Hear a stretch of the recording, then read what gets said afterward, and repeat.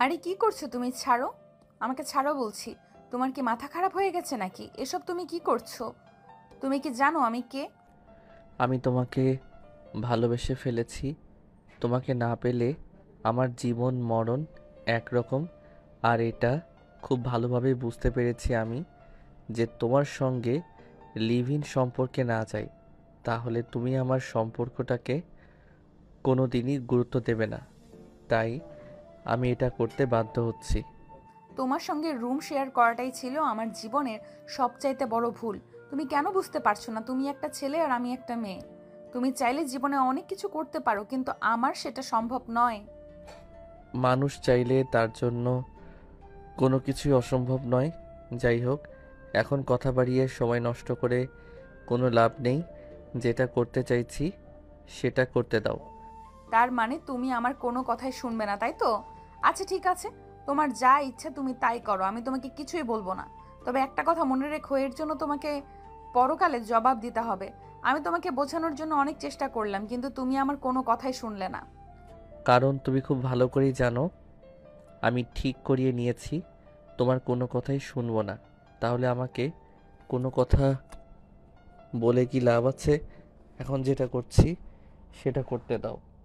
এই বলে নীল নেহাকে আবারও বিছানায় ফেলে দেয়।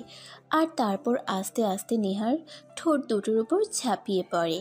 নীল নেহার ঠোঁট দুটোতে কিস করছিল, আর এদিকে নেহা প্রচণ্ড বিরক্ত বোধ করছিল, কারণ এতে তার কোনো সম্মতি ছিল না। কিন্তু এই মুহূর্তে বেশি বাড়াবাড়ি করেও লাভ নেই, কারণ এখান থেকে কেউ নেহাকে বাঁচাতে আসবে না। যেটা হওয়ার সেটা হবেই। তাই নেহা মনে মনে ভাবলো এখন আর বাড়াবাড়ি না করে যেটা হচ্ছে সেটা মেনে নেওয়াই বুদ্ধিমানের কাজ। তখনই হঠাৎই নীল নেহাকে বলে উঠল, নেহা, তুমি কি এখন আমার উপর রেগে আছো? আমি একাই শুধু তোমাকে আদর করে যাচ্ছি, তুমি কোনো রেসপন্স করছো না। আমি কি করব? আমার কি করার আছে? যা করার শত তুমিই করছো। তাহলে এখানে আমার কি কোনো দরকার আছে? আমাকে তুমি এইভাবে বলো না, কেননা আমি তোমাকে প্রচণ্ড ভালোবাসি, তোমাকে হারিয়ে ফেলতে চাই না। আমি খুব ভালো করে জানি বাড়িতে তোমার বিয়ের সম্বন্ধ চলছে, আর পরীক্ষা শেষে তুমি বাড়িতে গেলেই তোমার বিয়েটা হয়ে যাবে। কিন্তু আমি তোমাকে ছাড়া বেঁচে থাকতে পারবো না। তাই আমি শুধুমাত্র তোমার সঙ্গে এইটা করি যাতে তুমি আমাকে ছাড়া অন্য কাউকে বিয়ে করতে না পারো। একবার হলেও আমার জন্য তোমার মনে ভালোবাসার উদয় হয়। কিন্তু নীল, তোমার কি একবারও মনে হচ্ছে না তুমি ভুল কিছু করছো? ভুল পথে হাঁটছো? না, আমার সেই সব কিছুই মনে হচ্ছে না, কারণ আমি যা করেছি চিন্তা ভাবনা করেই করছি। আমি কখনোই চিন্তা ভাবনা না করে কোনো কিছু করি না। আমি যেটা করছি আমার ভালোর জন্যই করছি। তাই এই বিষয়ে আমি কারোরই মতামত গ্রহণ করব না। প্লিজ নেহা, তুমি আর আমাকে বাধা দিও না। আমি যেটা করছি আমাকে সেটা করতে দাও, কারণ আমি তোমায় অসম্ভব ভালোবাসি। তোমাকে হারিয়ে আমি বেঁচে থাকতে পারবো না। এই বলে নীল নেহার উপর আবারও ঝাঁপিয়ে পড়ে আর সেই সময়টাকে উপভোগ করতে থাকে। নীল নেহার শরীরে বিভিন্ন স্থানে ভালোবাসার আলিঙ্গন করেই যাচ্ছিল, আর নেহা সেসব কিছু মুখ বুজে সহ্য করছিল। প্রায় 20 মিনিট পর নেহাকে নীল ছেড়ে দিয়ে বিছানার এক পাশে শুয়ে পড়ল। আর নেহা তো অনবরত কান্না করেই চলছিল। নীল তার সঙ্গে কেন এরকমটা করলো? নেহা তো নীলকে প্রচণ্ড বিশ্বাস করত, কিন্তু তার সঙ্গে কেন এরকম হলো? I am so sorry Neha, please তুমি আমাকে ক্ষমা করে দিও। আমি তোমার সঙ্গে এরকমটা করতে চাইনি, কিন্তু আমি খুব ভালো করেই জানি আমি যদি তোমার সঙ্গে এরকমটা না করতাম তাহলে তুমি আমাকে ছেড়ে চলে যেতে। কারণ তোমার ফ্যামিলি তোমার জন্য বিয়ের সম্বন্ধ করছে। তুমি তোমার ফ্যামিলির খুবই বাধ্য একটা মেয়ে, তাই আমি তোমার সঙ্গে এরকমটা করতে বাধ্য হলাম। তুমি আমার সঙ্গে আর কোনো কথাই বলবে না। আমি তোমার সঙ্গে কোনো কথাই বলতে চাই না। তুমি আমার সঙ্গে যেটা করেছো তার জন্য আজ না হোক কাল তোমাকে পস্তাতে হবে। আর আমি তো তোমাকে বিশ্বাস করেছিলাম। তুমি আমার বিশ্বাসের এই প্রতিদান দিলে। এটা তোমার কাছ থেকে আমার পাওনা ছিল না হয়তো। তাহলে আমি কি করতাম তুমি নিজেই আমাকে সেটা বলো। আমি কতবার কতভাবে তোমাকে ভালোবাসি সেটা বোঝাতে চেয়েছি, কিন্তু তুমি কি একবারও আমার ভালোবাসা বুঝতে চেয়েছো? তুমি বারবার আমাকে অ্যাভয়েড করে গেছো, কিন্তু একটা কাজ তুমি ভালো করেছো, সেটা হলো তুমি আমার সঙ্গে রুম শেয়ার করতে স্বীকার করেছিলে। আর তুমি যদি সেটা না করতে তাহলে হয়তো আজ আমি এই সুযোগটা হয়তো পেতাম না। হ্যাঁ, এখন আমি যেটা বুঝতে পেরেছি এটাই ছিল আমার জীবনের সবচেয়ে বড় ভুল। কেন আমি তোমাকে বিশ্বাস করতে গেলাম? আমি যদি বিশ্বাস করে তোমার সঙ্গে লিভ ইনে না আসতাম, তাহলে হয়তো আজ আমার সঙ্গে এরকমটা হতো না। আমি এখন মানুষের সামনে মুখ দেখাবো কি করে? আর আমার ফ্যামিলিকে কিভাবে বলবো তুমি আমার সঙ্গে এই সব কিছু করেছো? আমি বিয়ের আগেই আমার সতীত্ব হারিয়ে ফেলেছি। এই বলে নেহা বিছানা থেকে নেমে কোনো রকমে নিজের কাপড় চোপড় ঠিক করে ওয়াশরুমে ঢুকে যায়। প্রায় 1 ঘন্টা হয়ে গেছে, এখনও নেহা ওয়াশরুম থেকে বের হচ্ছে না। এদিকে নীলের টেনশন ক্রমশই বেড়েই চলেছে। নেহা আবার উল্টাপাল্টা কিছু করে বসবে না তো? তারপর আরও কিছু সময় পর নেহা ওয়াশরুম থেকে বের হয়, আর তাকে দেখেই নীল দৌড়ে গিয়ে তার সামনে দাঁড়ায় আর বলতে থাকে, প্লিজ নেহা, তুমি আমাকে ক্ষমা করে দাও। আমি তোমার সঙ্গে এরকমটা করতে চাইনি, কিন্তু কি করব বলো? আমি যে তোমায় প্রচণ্ড ভালোবাসি। তোমাকে ছাড়া আমার বেঁচে থাকা প্রায় অসম্ভব, তাই আমি তোমার সঙ্গে এরকমটা করতে বাধ্য হলাম। তুমি আমার সঙ্গে কোনো কথাই বলবে না। আমি তোমার সঙ্গে কোনো কথা বলতে চাই না। আজকের এই মুহূর্তটাই তোমার সঙ্গে আমার কাটানো জীবনের শেষ মুহূর্ত। আজকের পর কখনোই তুমি আমাকে সামনে দেখতে পাবে না, কারণ আজকেই আমি এখান থেকে চলে যাচ্ছি। আমার চাকরির কোনো দরকার নেই। এই কথা বলে নেহা সোজা নিজের রুমে চলে গেল আর লাগেজ গুছিয়ে একদম গ্রামের বাড়ির উদ্দেশ্যে রওনা হলো। নীল নেহাকে আটকানোর জন্য অনেক চেষ্টা করছিল, কিন্তু সে কোনোভাবেই পারল না। আসলে নীল এরকমটা করতে চায়নি, সে নেহাকে ভালোবাসে, তাই সে নেহাকে হারাতে চায় না। কিন্তু নেহা তার পরিবারের অতি বাধ্য একটা মেয়ে, সে তার ফ্যামিলির মান সম্মান বাঁচাতে যা ইচ্ছে তাই করতে পারে। এমনকি নিজের ভালোবাসার কোরবানি দিতেও সে 2বার চিন্তা করে না। কিছুদিন আগেই নেহার বাড়ি থেকে হঠাৎ একটা ফোন আসে আর জানানো হয় নেহার বিয়ের সম্বন্ধ চলছে। এরপর থেকে নীলের এসব পাগলামো শুরু হতে থাকে। যদিও নীল অনেক আগে থেকে নেহাকে বোঝানোর চেষ্টা করছিল সে নেহাকে ভালোবাসে, কিন্তু নেহা সব কিছু বুঝেও না বুঝার অভিনয় করছিল, কারণ সে খুব ভালো করেই জানে তার ফ্যামিলিতে প্রেম ভালোবাসার কোনো জায়গা নেই। তার ফ্যামিলির মানুষ যেন প্রেম ভালোবাসা কি সেটা বুঝেই না। যাই হোক ভিউয়ার্স, আপনাদের এভাবে বললে হয়তো বুঝতে সমস্যা হবে। চলুন একটু ফ্ল্যাশব্যাক থেকে ঘুরে আসি। আজ শনিবার সকালবেলা ঘুম থেকে উঠেই নীল ফ্রেশ হয়ে তৈরি হয়ে নিল ভার্সিটি যাওয়ার জন্য। তারপর বাসা থেকে তার বাইক নিয়ে বেরিয়ে পড়লো। প্রায় 10 মিনিটের মতো সময় লাগলো ভার্সিটি পৌঁছাতে। আর ঠিক তখনই তার ভার্সিটির 2 বান্ধবী কথোপকথন করছিল। কিরে নিশি, শুনলাম নীল নাকি তোর পেছনে লাইন মারছে। তাহলে তুই তাকে পাত্তা দিচ্ছিস না কেন? নীলের মতো একটা ছেলে যদি আমার পিছনে একবার লাইন মারতো, তাহলেই তো আমি তার প্রেমে রাজি হয়ে যেতাম। 2-1বার কথা বললেই তার প্রেমে রাজি হয়ে যেতে হবে এমন তো কথা নেই। সে আমার সঙ্গে লাইন মারছে সেটা ঠিক আছে, কিন্তু একটু সময় নিয়ে আগে ভেবে নি তার সঙ্গে আমি সম্পর্কে যেতে পারবো কিনা। তুই যাই বলিস না দোস্ত, নীলের মতো একটা ছেলেকে এভাবে বাজিয়ে রাখা তোর একদমই ঠিক হয়নি। আমাদের ভার্সিটিতে নীল একমাত্র ছেলে যার কথাতে যে কোনো মেয়ে রাজি হয়ে যেতে পারে, আর তুই কিনা তাকে ওয়েটিং লিস্টে রেখেছিস। শোন, আমি না এ ব্যাপারে তোর সঙ্গে কোনো কথা বলতে চাই না। আমি আমার ব্যাপারে নিজের সিদ্ধান্ত নিতে চাই। আমি তোর কোনো কথাই শুনছি না। আর হ্যাঁ, তোকে একটা কথা বলে দিচ্ছি, আজকের পর আর এই বিষয় আমার সঙ্গে কোনো কথাও বলবি না। আমার যখন যেটা ভালো মনে হবে তখন আমি সেটাই করব। আমি কারোর সিদ্ধান্তে চলি না। এই বলে 2 বান্ধবী কথা কাটাকাটি করছিল। ঠিক এমন সময় নীল সেখানে এসে উপস্থিত হয় আর নীলকে দেখেই নিশি বলতে থাকে, দেখো নীল, তুমি যাই কিছু করো না কেন আমাকে তুমি পটাতে পারবে না, কারণ তোমার চাইতে বড়লোক বাবার ছেলেরা আমার পিছনে লাইন মারে, আমি তাদেরকেই পাত্তা দিই না। আর সেখানে তুমি তো একটা জাস্ট হাস্যকর বিষয়। ও তাই নাকি? আচ্ছা ঠিক আছে, কোনো সমস্যা নেই। এই রিমি, তুমি আমার সঙ্গে চলো, তোমাকে নিয়ে আজ ঘুরতে যাব। কি হলো রিমি, যাবে কিনা বলো? অফ মাই সুইট হার্ট, এটা তুমি কি বলেছো? তুমি আমাকে বলবে আর আমি তোমার সঙ্গে যাব না? এমনটা হতে পারে নাকি? তুমি 2-3 মিনিট দাঁড়াও, আমি আসছি। আরে রিমি, এসব তুই কি বলছিস? তুই এই ছেলের সঙ্গে ঘুরতে যাবি? তোর কি মাথা খারাপ হয়ে গেছে নাকি? আমার মাথা খারাপ হয়নি, আমার মাথা একদমই ঠিক আছে। আর আমি যা করছি ভেবেচিন্তে করছি। নীলের মতো একটা ছেলেকে অ্যাভয়েড করে চলার মতো বোকা আমি নই। তুই জানিস নীলের বাবার কোটি কোটি টাকার সম্পত্তি, আর সে নিজেও দেখতে যথেষ্ট হ্যান্ডসাম, তাই তাকে অ্যাভয়েড করে চলার মতো কোনো কারণ আমি খুঁজে পাচ্ছি না। তোর যা ইচ্ছে তাই কর। নীল, চলো, আমি তোমার সঙ্গে যাচ্ছি। হ্যাঁ রিমি, তুমি একদম ঠিক কথাই বলেছ। নিশির মতো বোকামি তুমি করো না। নিশি আমাকে পেয়েও অ্যাভয়েড করেছে, আর নিশি তোমাকে বলছি, আমি নীল কোনো মেয়েকে ট্রাই করব, আর সেই মেয়ে পড়বে না এমনটা হতেই পারে না। এখন থেকে তোমার আফসোসের দিন শুরু। যাও, গেট লস্ট। এই কথা বলেই নীল রিমিকে নিয়ে বাইকে করে ভার্সিটি থেকে বের হয়ে গেল। যদিও সে এসেছিল ভার্সিটিতে ক্লাস করতে, কিন্তু ক্লাস করা তো তার জন্য নয়, কারণ সে তো ভার্সিটিতে আসে প্রতিদিন নতুন নতুন মেয়ে নিয়ে ডেটিং করতে।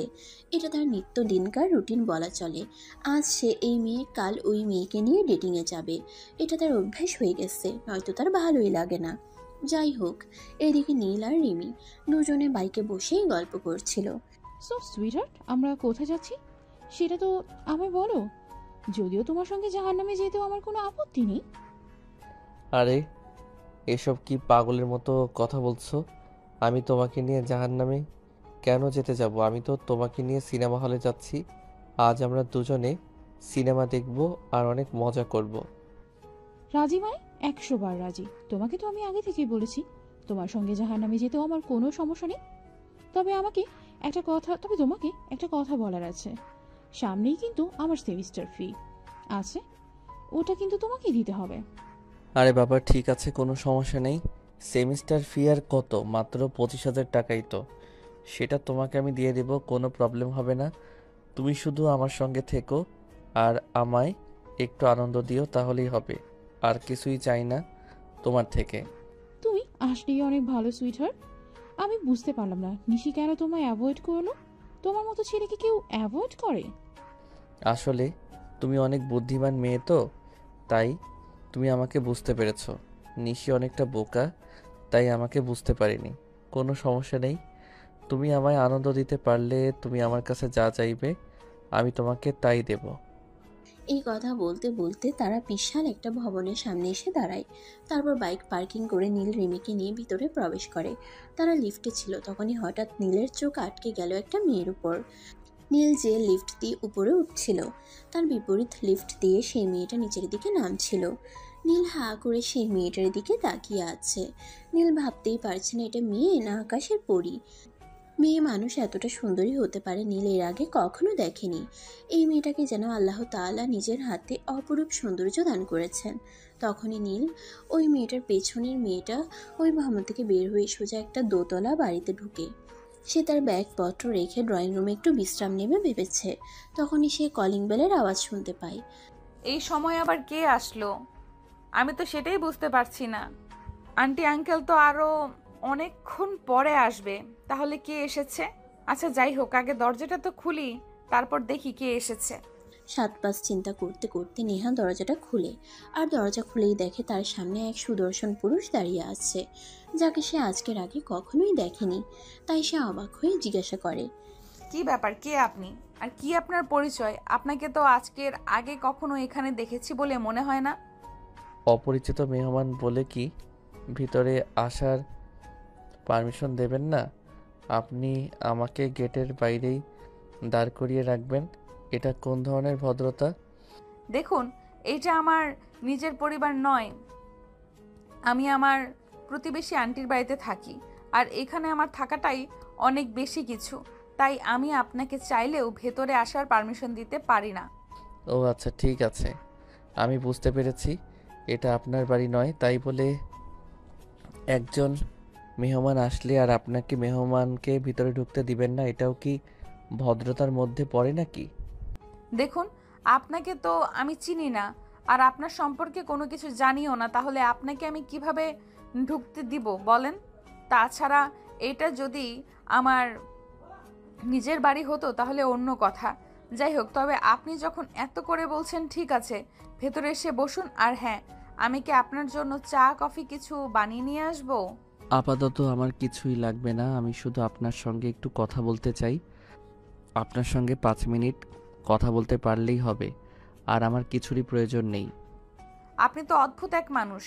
আপনার সঙ্গে আজকে আমার প্রথমবার দেখা হয়েছে, যেখানে আমি আপনার সঙ্গে কথাই বলতে চাই না, তারপরও আপনাকে বাসায় ঢুকালাম। আর এখন চা কফি কিছু অফার করছি, আপনি সেটা ফিরিয়ে দিয়ে বলছেন আপনি আমার সঙ্গে গল্প করতে চান। এটা কোন ধরনের অসভ্যতাম? আমি তো সেটাই বুঝতে পারছি না। আপনার সঙ্গে এতক্ষণ ধরে গল্প করছি, আমি তো আপনার নামটাই জানতে পারলাম না। যাই হোক, আপনার নামটা অন্তত বলুন, আর কিছু না হয় বাদই দিলাম। আপনি তো বড় অদ্ভুত মানুষ। যেখানে আমি আপনাকে চিনি না জানি না, হুটহাট করে বাসায় ঢুকে পড়েছেন আর এখন নানান ধরনের প্রশ্ন করছেন।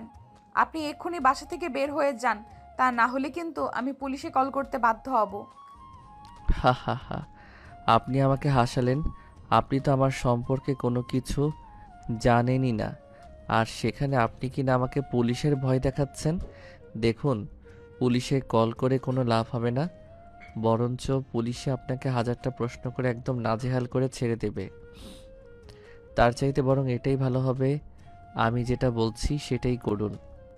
তাছাড়া আর একটা কথা, আপনিও খুব ভালো করে জানেন, আপনার ফাঁকা বাসায় আমি একটা ছেলে মানুষ এসেছি। এটা শুনলে এলাকার লোকজনেরা আপনাকেই কটু কথা শোনাবে, আমাকে কিন্তু ছুঁতেও পারবে না। আমার নাম নেহা, নেহা ইসলাম। এবার তো হয়েছে, এবার আপনি বাসা থেকে বিদায় হন। আমি আর আপনাকে সহ্য করতে পারছি না, আর আপনাকে সহ্য করার মতো কোনো কারণও দেখতে পাচ্ছি না। So get out. Okay madam, ঠিক আছে, কোনো প্রবলেম নেই, আমি চলে যাচ্ছি। তবে আবারও খুব তাড়াতাড়ি আপনার সঙ্গে আমার দেখা হবে, এটা আপনি নিশ্চিন্ত থাকতে পারেন। এই কথা বলে নীল নেহাদের বাড়ি থেকে বের হয়ে বাইরে চলে আসে। আর তখনই হঠাৎ তার এক বন্ধু তাকে ফোন করে। কি ব্যাপার দোস্ত, কই রে তুই? সে কখন থেকে তোকে ফোন করছি কিন্তু তুই ফোন তুলছিস না। কি হয়েছে তোর? কোনো সমস্যা হয়েছে নাকি? কোনো সমস্যা হয়ে থাকলে তুই আমাকে বল। দোস্ত, আমি তো হুটপড়ির সন্ধান পেয়ে গেছি।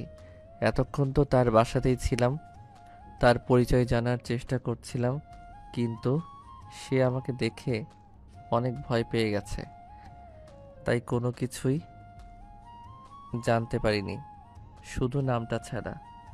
যাই হোক, বিকালে নদীর পাড়ে দেখা করিস। আচ্ছা দোস্ত, ঠিক আছে, কোনো সমস্যা নেই। তবে শোন, হুড়পড়ি খুঁজতে গিয়ে আবার আকাশের তারা হয়ে যাইস না, বলে দিলাম। আরে না দোস্ত, সেরকম কিছুই হবে না, এত চিন্তা করার কিছুই নেই। যাই হোক, তোকে যেটা বলছিলাম শোন, তুই কিন্তু বিকালে নদীর পাড়ে চলে আসবি, তারপর তোর সঙ্গে ওই বিষয়ে আলোচনা করব। ঠিক আছে দোস্ত, সমস্যা নেই। আমি ঠিক বিকেল 4টার মধ্যেই নদীর পাড়ে চলে যাব। আর হ্যাঁ, তোকে আমি একটা কারণে ফোন করেছিলাম। আমাকে 50,000 টাকা দিতে পারবি? আজ বিকেলেই আমার বড় মামা হঠাৎ অসুস্থ হয়ে পড়েছেন, আর আমাদের কাছে কিছু টাকা চাইছেন। কিন্তু এই মুহূর্তে তো আমার বাবার হাতে কোনো টাকা নেই, তাই বলছিলাম কি, তুই যদি এই হেল্পটা করতি তাহলে অনেক উপকার হতো। ঠিক আছে দোস্ত, সমস্যা নেই, তুই টাকাটা আজ বিকালে পাবি না, কারণ আমার হাতে ক্যাশ অত টাকা নেই। আমি আমার বাবাকে বলে দেব কাল সকালে তুই বাবার অফিসে চলে যাস, বাবা তোকে টাকাটা দিয়ে দেবে। ওকে দোস্ত, ঠিক আছে, থ্যাংক ইউ সো মাচ। তোর মতো বন্ধু থাকাটা ভাগ্যের ব্যাপার। তোর মতো বন্ধু যার আছে সে সত্যিই খুব লাকি পারসন। হয়েছে, এখন আর বক বক না করে ফোনটা কেটে দে, কারণ আমি খুব ভালো করেই জানি আমার বন্ধুরা সবগুলোই স্বার্থপর, সবাই আমাকে টাকার জন্যই খোঁজে, নয়তো কেউ আমার খোঁজই রাখে না। তোর কাছে টাকা চাইলাম বলে তুই এইভাবে বলতে পারলি? তুই না আমার বন্ধু হস, আর বন্ধুত্বের এই পরিচয় দিলি তুই? ঠিক আছে, কোনো সমস্যা নেই, লাগবে না তোর টাকা, তুই থাক তোর টাকা নিয়ে। আরে না দোস্ত, তুই মন খারাপ করিস না, আসলে আমি তোর সঙ্গে একটু মজা করছিলাম। যাই হোক, বিকালে কিন্তু ঠিক সময় চলে আসিস। এই কথা বলতে বলতে নীল ফোনটা কেটে দেয়। আর অপর প্রান্ত থেকে রাজ ফোনটা রেখে মুচকি মুচকি হাসতে থাকে, কারণ নীল তেমন একটা ভুল কথা বলেনি। নীলের যত বন্ধু বান্ধব আছে সবাই নীলকে প্রয়োজনেই ব্যবহার করে, এমনকি নীল যে কাপড় চোপড় বদলানোর মতো গার্লফ্রেন্ড বদলায়, তারাও কিন্তু নীলকে স্বার্থের জন্যই ব্যবহার করে। তাই নীলের বলা কথাগুলো খুব একটা ভুল নয়। যাই হোক, এদিকে দেখতে দেখতে বিকেল হয়ে গেল। রাজ নদীর পাড়ে বসে নীলের জন্য অপেক্ষা করছে। তখনই হঠাৎ আরং 5 মোটরসাইকেলে এসে হুশ করে দাঁড়িয়ে পড়ে। রাজের বুঝতে বাকি রইল না তার পিছনে যে বাইকটা দাঁড়িয়েছে সেটা নীলের, তাই সে পেছন ফিরে না তাকিয়েই বলতে থাকে, এতক্ষণে তোর আসার সময় হলো? আমি সেই আধা ঘন্টা ধরে এখানে বসে বসে তোর জন্য অপেক্ষা করছিলাম। যাই হোক, এখন যেহেতু শিয়াল মেরে বিকেলে এসেছিস, তো বল কি হয়েছিল তোর? কোনো হুলপড়ি তুই পেয়েছিস? হ্যাঁ রে দোস্ত, আমি মিথ্যে বলছি না, সত্যি এবার হয়তো আমি সত্যিকারে কারো প্রেমে পড়ে গেছি, যাকে আমি ভুলে থাকতে পারবোই না। আর তাকে ভুলে থাকা অসম্ভবই বলা চলে। সে দেখতে এতটাই সুন্দর যে শুধু আমি নই, পৃথিবীর যে কোনো ছেলে তার দিকে একবার চোখ তুলে তাকালে আর চোখ ফেরাতে মন চাইবে না। তাহলে একটা কাজ কর না দোস্ত, তোর সেই হুড়পড়িকে আমার কাছে দিয়ে দে। কারণ তুমি তো খুব ভালো করেই জানিস আমার ফ্যামিলির মানুষ আমাকে অনেক দিন ধরেই বিয়ে করার জন্য চাপ দিচ্ছে, কিন্তু আমি আমার মনের মতো কাউকেই খুঁজে পাচ্ছি না। এবার যদি তোর পরিটাকে আমায় দিয়ে দিস, তাহলে আমি বিয়ের কাজটা সেরে ফেলতে পারি। একদম জীবন মাঞ্জা বরাবর একটা লাথি। এতদিন তোরা প্রেম করেছিস, আমি কি তোদের কিছু বলেছি? আমি তো শুধু মেয়েদের নিয়ে ডেটিংয়ে যেতাম আর বাপের পয়সা উড়াতাম। এবার কিন্তু আমি সত্যি বলছি, আমি সত্যি সত্যি কারোর প্রেমে পড়ে গেছি। আর প্রেমে পড়েছি বললে ভুল হবে, কারণ আমি তাকে ভালোবেসে ফেলেছি। আমি তাকে এক মুহূর্তের জন্যেও ভুলতে পারছি না। তার সাথে দেখা হওয়ার পর থেকে প্রতিটা সেকেন্ডে, প্রতিটা মিনিটে আমার চোখের সামনে শুধু তার ছবি ভাসছে। আমার জীবনটা এখন সেই হুর পরিময় হয়ে গেছে। আচ্ছা দোস্ত, ঠিক আছে, এখন ফাজলামো বাদ দিয়ে কাজের কথা বলি। তোর সেই হুড়পড়ির পরিচয় কি সেটা তো বল। তুই যদি কিছুই না বলিস তাহলে আমি বুঝবো কি করে? ওর নাম নেহা, নেহা ইসলাম। সে নিজেই বলেছে। আর এখানে তার এক আন্টির বাসায় থেকে জব করে হয়তো। আর কিছুই জানি না, তবে কাল থেকে তার বিষয়ে ইনফরমেশন নেওয়া শুরু করব। ওরে বাবা রে বাবা, তুই তো দেখছি একদম গোয়েন্দাগিরি শুরু করে দিবি। ভাবছিস কাউকে পছন্দ হয়েছে তোর, প্রেমে পড়েছিস, তো গোয়েন্দাগিরি করার কি আছে? শোন, তুই যেরকমটা ভাবছিস সেরকমটা নয়। আমি কিন্তু মেয়েটার প্রেমে পড়েছি নয়, আমি মেয়েটাকে ভালোবেসে ফেলেছি। আর যাকে ভালোবাসবো, যাকে নিয়ে আমি সারা জীবন কাটানোর স্বপ্ন দেখছি, তার সম্বন্ধে একটু খোঁজ খবর নেব না? সেটা তো হয় না। আমি সব কিছু চিন্তা ভাবনা করে তারপরে সিদ্ধান্ত নেই। এটা তো তুই জানিস নাকি? ও তাই নাকি? প্রতিদিন ড্রেস চেঞ্জ করার মতোই গার্লফ্রেন্ড চেঞ্জ করা বন্ধুটাও নাকি কাউকে ভালোবেসে ফেলেছে, আর এটাও নাকি আমাকে বিশ্বাস করতে হবে? তুই সত্যিই আমাকে হাসালি বন্ধু, তুই না থাকলে আমি এতটা হাসতেই পারতাম না। যাই হোক, বাদ দে, তোর হুলপরিটাকে একবার একটু দেখাতো, দেখি তার নিশ্চয়ই কোনো ছবি তোর কাছে রয়েছে। না, আমি তার কোনো ছবি আনিনি, তবে আগামীকাল সকালেই আমি তাকে ফলো করব। তারপর তার বিষয়ে সমস্ত ইনফরমেশন আশা করছি পেয়ে যাব। এরপর প্রসঙ্গ পাল্টে ফেলে দুজনে, আবারও কথা বলতে থাকে। এভাবেই কেটে গেল আরও অনেকটা সময়। এদিকে দেখতে দেখতে বিকাল ঘনিয়ে সন্ধ্যা হয়ে এলো, আর দুজন যার যার বাসায় চলে গেল। এর পরের দিন সকালবেলা নীল 6টা বাজে অ্যালার্ম দিয়ে রেখেছিল। সে ঘুম থেকে উঠে ফ্রেশ হয়ে নিল, তারপর রেডি হয়ে নিচে আসতে দেখলেই তার মা তাকে বলে, কি ব্যাপার, সূর্য আজ কোন দিক থেকে উঠেছে? আমি তো সেটাই বুঝতে পারছি না। আমার ছেলে তো কখনো এত সকালবেলা ঘুম থেকে ওঠে না। মা, আজ থেকে প্রতিদিন সূর্য পূর্ব দিকে উঠবে বলে ঘোষণা করা হয়েছে, তবে এর আগে কোন দিকে উঠত সেটা আমার জানা নেই। যাই হোক, আমার ব্রেকফাস্ট নিয়ে তোমাকে চিন্তা করতে হবে না, আমি বাইরে থেকে ব্রেকফাস্ট করে নেব। এখন আমি বেরোচ্ছি, আর কখন ফিরবো সেটাও জানি না। এগুলো কোন ধরনের কথা? আমি তো সেটাই বুঝতে পারছি না। এখন সবে মাত্র সকাল 7টা বাজে, আর তুমি বাসা থেকে বের হয়ে যাচ্ছ। আর তারপর তুমি কখন বাসায় ফিরবে তারও কোনো ঠিক ঠিকানা নেই। এটা কি হয় নাকি? তুমি যেখানেই যাও না কেন, তোমাকে কিন্তু ভার্সিটি যেতেই হবে, কারণ সামনেই তোমার এক্সাম আছে। পরপর 3 বছর ধরে একই সেমিস্টারে পড়ে রয়েছো। তোমার কি একটুও লজ্জা করে না এটা নিয়ে? মা শোনো, তোমাকে একটা কথা বলি। লজ্জা হলো নারীদের ভূষণ। আমি তো আর নারী নই, তাহলে আমার কেন লজ্জা করবে বলো? আমার একটু লজ্জা করে না, বরঞ্চ আমার আরও খুবই ভালো লাগে। প্রতি বছর ভার্সিটিতে নতুন নতুন মেয়ে আসে, আর প্রতিদিনই আমি একটা একটা নতুন মেয়ের সঙ্গে প্রেম করতে পারি।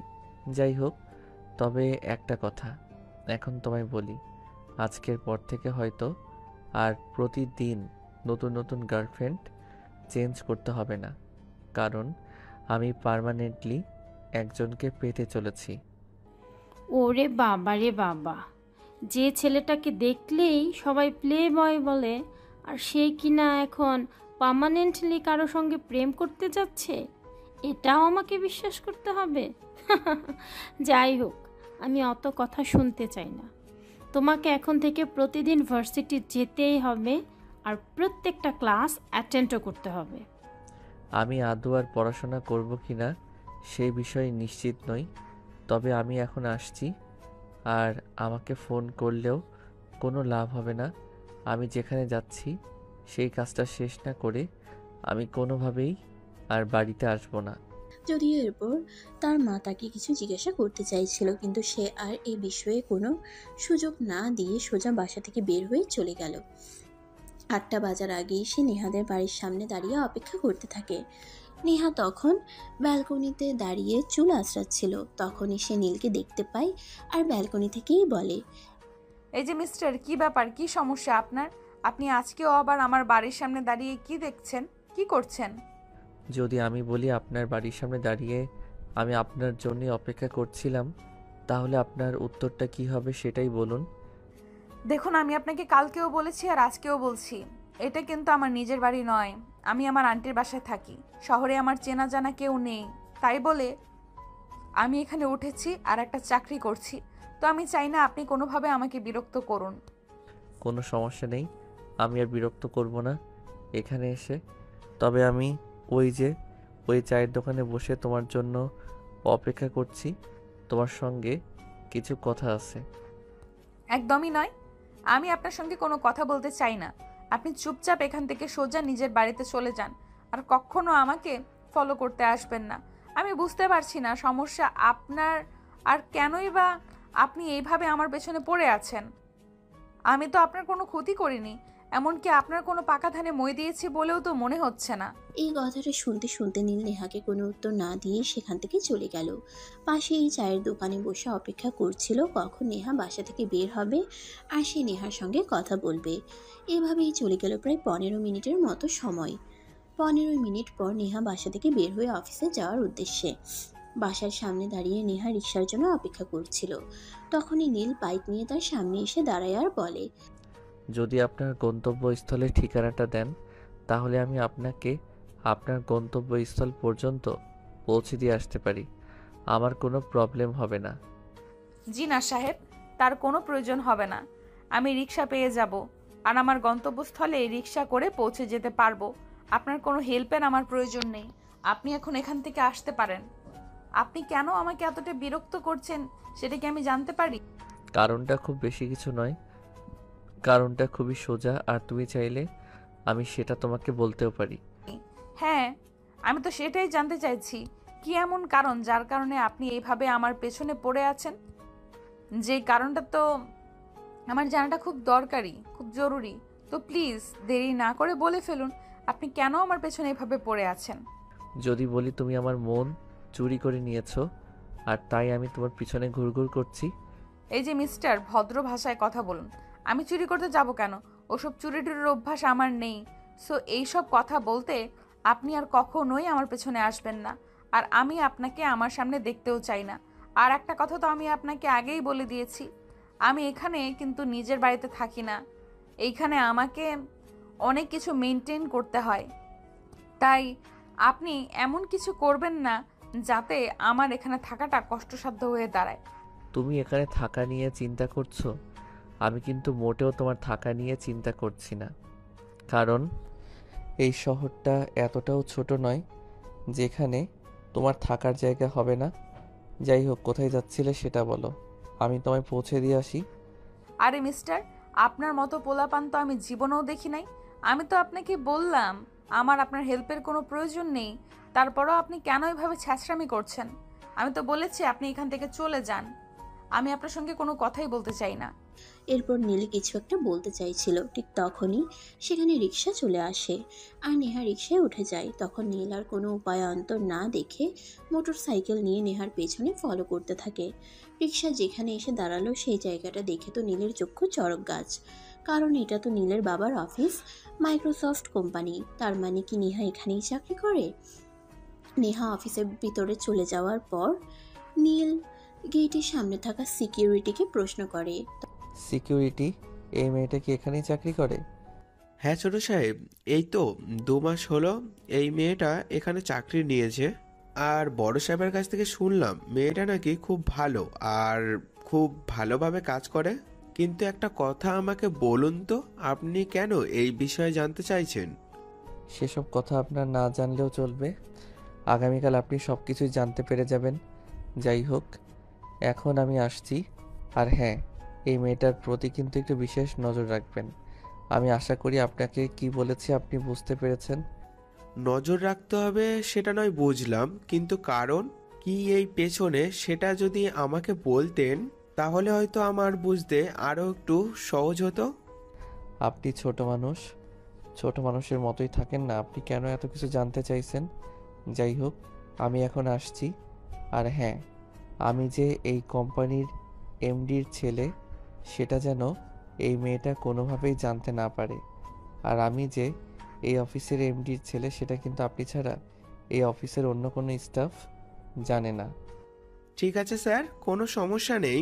তবে বিষয়টা কি সেটা আমি কিছুটা আন্দাজ করতে পেরেছি। তবে আপনি কোনো চিন্তা করবেন না, আমি কখনোই এই বিষয়টা কারোর কাছে প্রকাশ করব না।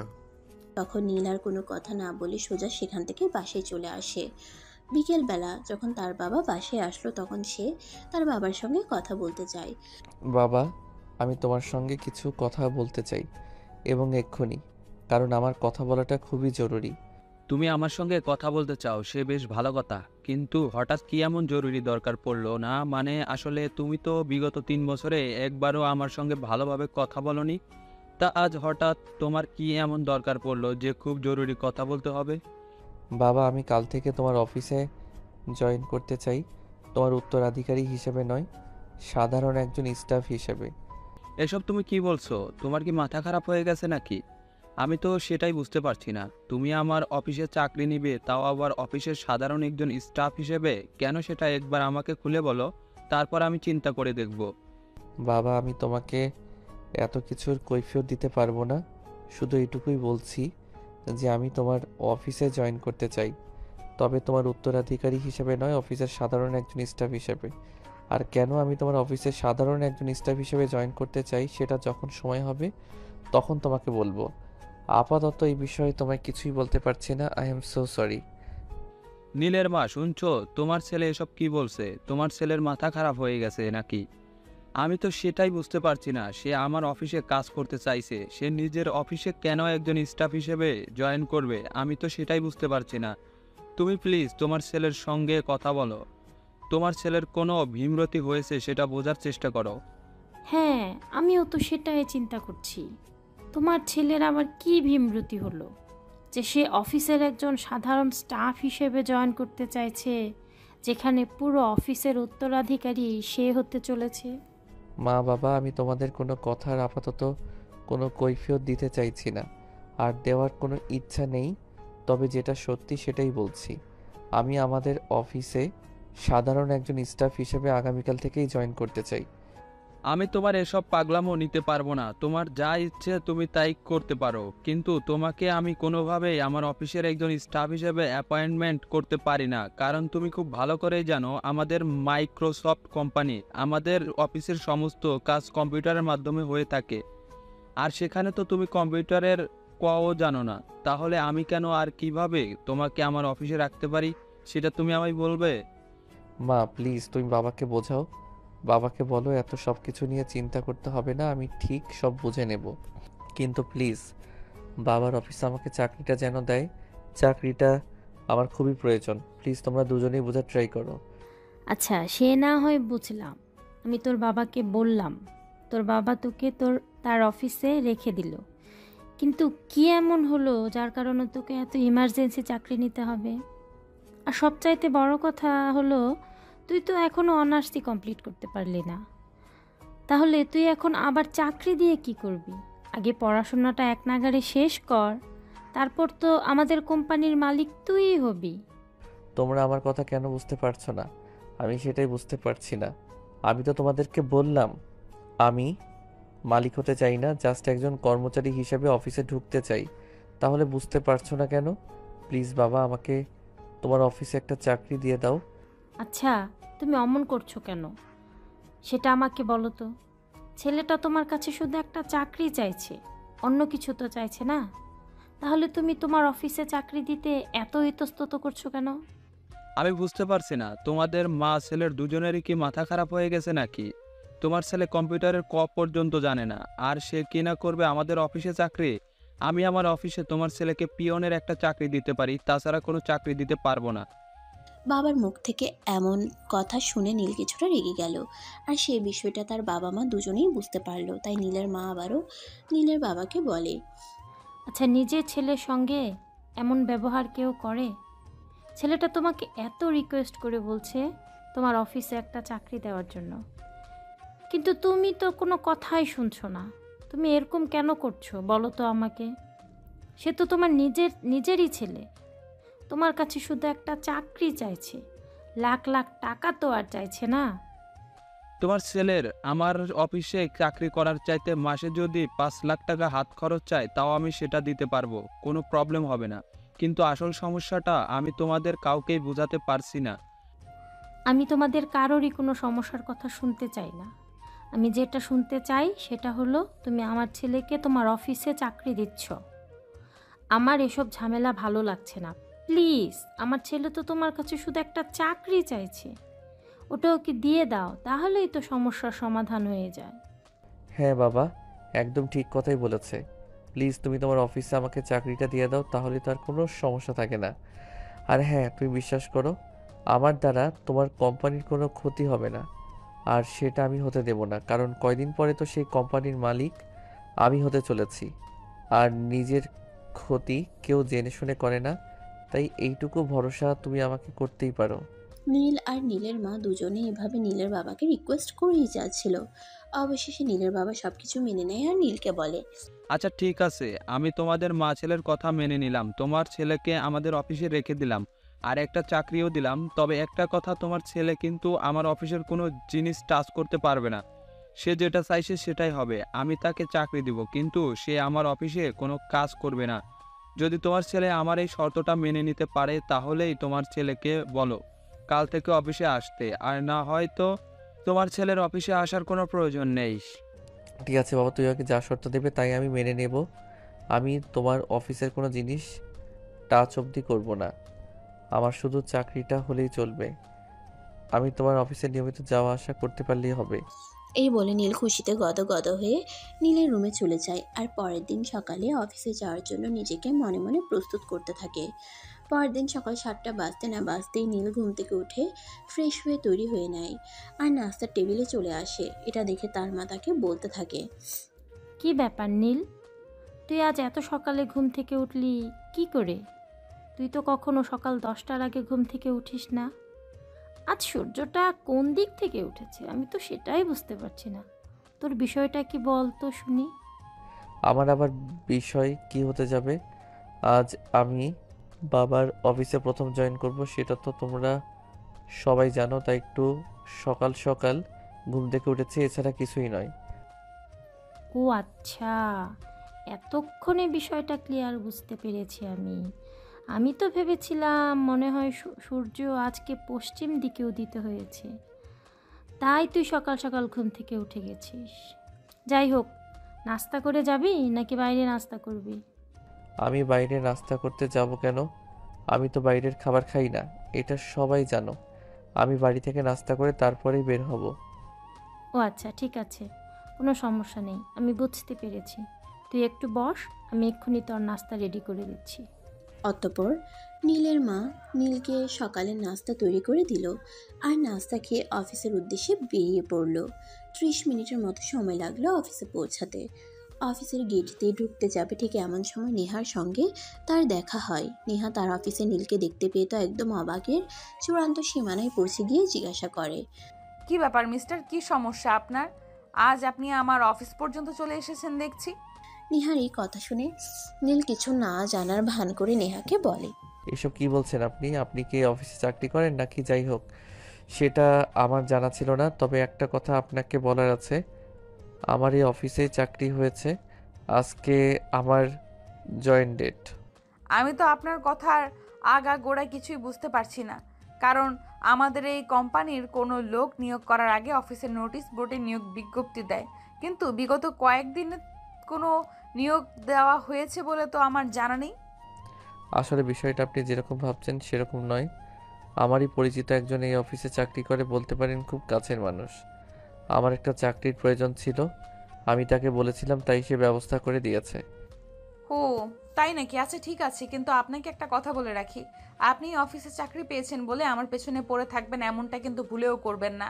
যদি আপনি অফিসে এসে আমাকে কোনো প্রকার বিরক্ত করেন, তাহলে কিন্তু আমি ডিরেক্ট কোম্পানির অথরিটির কাছে আপনার নামে নালিশ জানাতে বাধ্য হব। এটা আপনার অধিকার, আপনি এটা করতেই পারেন। আমি আপনাকে এ ব্যাপারে কোনো কথা বলতে চাই না। যাই হোক, অফিস টাইম তো হয়ে গেছে, চলুন ভেতরে যাওয়া যাক। অতঃপর দুজনে কথা বলতে বলতে অফিসের ভিতরে চলে আসেন। নেহা নিজের ডেস্কে চলে যায় আর নীল চলে যায় ম্যানেজারের রুমে। আর কিছুক্ষণ পর ম্যানেজার নিজেই নীলকে নেহার পাশের ডেস্কে নিয়ে আসে। নীলকে নেহা নিজের পাশের ডেস্কে দেখে আরও অবাক হয় আর তখন ম্যানেজার সাহেবকে জিজ্ঞেস করে, কি ব্যাপার স্যার, এই ছেলেটাকে এখানে নিয়ে এসেছেন কেন? এই ছেলেটা কি এখানে কাজ করবে নাকি? হ্যাঁ, এই হলো নীল, আর আজকে থেকে আমাদের অফিসে জয়েন করবে আর তোমাদের পাশের ডেস্কে কাজ করবে। কেন, তোমার কোনো সমস্যা আছে নাকি? না স্যার, আমার কোনো সমস্যা থাকতে যাবে কেন? তবে একটা কথা বলার আছে, এই ছেলেটা কিন্তু আমার পূর্ব পরিচিত, আর আপনি আমাদের অফিসের ম্যানেজার, তাই আপনাকে আমি কথাটা বলে দিতে চাই, এই ছেলেটা যেন আমাকে কোনোভাবে কোনো বিরক্ত না করে। এই ছেলেটা যদি আমাকে কোনোভাবে কোনো বিরক্ত করে, তাহলে কিন্তু আমি অফিস ছেড়ে চলে যেতে বাধ্য হব। স্যার, এই বিষয়ে আপনি একটু চিন্তা করবেন না, আমি ওনাকে কোনো বিরক্ত করব না, আপনি নিশ্চিন্ত থাকতে পারেন। তখন ম্যানেজার আর কোনো কথা না বলে চুপচাপ সেখান থেকে চলে গেল আর নীল তার কাজের জায়গায় বসে পড়ল। অপরদিকে নেহা নিজের কাজ করছে। নীল সেই সকাল থেকেই চুপচাপ বসে আছে, কোনো কাজ করছে না, মোবাইলটা হাতে নিয়ে ফেসবুকিং করছে। এদিকে দেখতে দেখতে লাঞ্চ টাইম হয়ে গেল। যে যার যার মতো ক্যান্টিনে গিয়ে দুপুরের খাবার খেয়ে নিল, কিন্তু নীল তখনও নিজের কাজের জায়গাতেই বসে আছে। নেহা দুপুরের খাবার খেয়ে যখন ক্যান্টিন থেকে বের হয়ে আসে, তখন নীলকে দেখে প্রশ্ন করে, কি ব্যাপার মিস্টার, আপনি এখনো এখানে বসে আছেন কেন? আমরা তো সবাই ক্যান্টিন থেকে দুপুরের খাবার খেয়ে আসলাম, আপনি দুপুরের খাবার খেলেন না কেন? ও, আসলে আমি দুপুরের খাবার নিয়ে আসিনি, তাই দুপুরের খাবার খাওয়া হয়নি। তাছাড়া আমি বাইরের খাবার খাই না, এই আর কি। আপনি দুপুরের খাবার নিয়ে আসেননি সেটা আমাদের কাউকে জানালেই পারতেন, আমরা আপনার খাবারের ব্যবস্থা করে দিতাম। কিন্তু তাই বলে আপনি অফিসে না খেয়ে থাকবেন, এটা কেমন কথা? না খেয়ে আপনি কাজ করবেন কিভাবে? পেটে ক্ষুধা লাগলে কাজে মন বসবে নাকি? সে আমি কোনোভাবেই চালিয়ে নিব, এসব নিয়ে আপনাকে চিন্তা করতে হবে না। যাই হোক, আপনি বলেছেন তার জন্য অসংখ্য ধন্যবাদ আপনাকে। নীলের কাছ থেকে এই কথা শুনে আর কোনো কিছুই বলল না, চুপচাপ সেখান থেকে চলে গেল। এভাবেই কেটে গেল সেদিনের দিনটা। এর পরের দিন সকালবেলা নেহা যখন অফিসে যাওয়ার জন্য তৈরি হচ্ছিল, তখনই সে দেখতে পেল নীল তার বাসার সামনে পায়চারি করছে। নেহা এই বিষয়টা কিছুটা বুঝতে পারে, তাই সে রেডি হয়ে বাসা থেকে বের হয়। আর গেট থেকে বের হতেই নীল তার সামনে এসে দাঁড়ায়। অনেকক্ষণ ধরে আপনার জন্য অপেক্ষা করছিলাম। আপনি আমার জন্য অপেক্ষা করছিলেন, কিন্তু কেন বলেন তো? আমি তো আপনাকে আমার জন্য অপেক্ষা করতে বলিনি, তাছাড়া আমি তো আপনাকে এখানে আসতেও বলিনি। তাহলে বলুন কেন এসেছেন? আপনি আমাকে এখানে দাঁড়িয়ে আপনার জন্য অপেক্ষা করতে বলেননি, সেটা ঠিক আছে, কিন্তু তাই বলে আমি আপনার জন্য অপেক্ষা করছি সেখানে আপনি আমার সঙ্গে এরকম ব্যবহার করতে পারেন না। আপনি আর আমি দুজনে একই অফিসে চাকরি করি।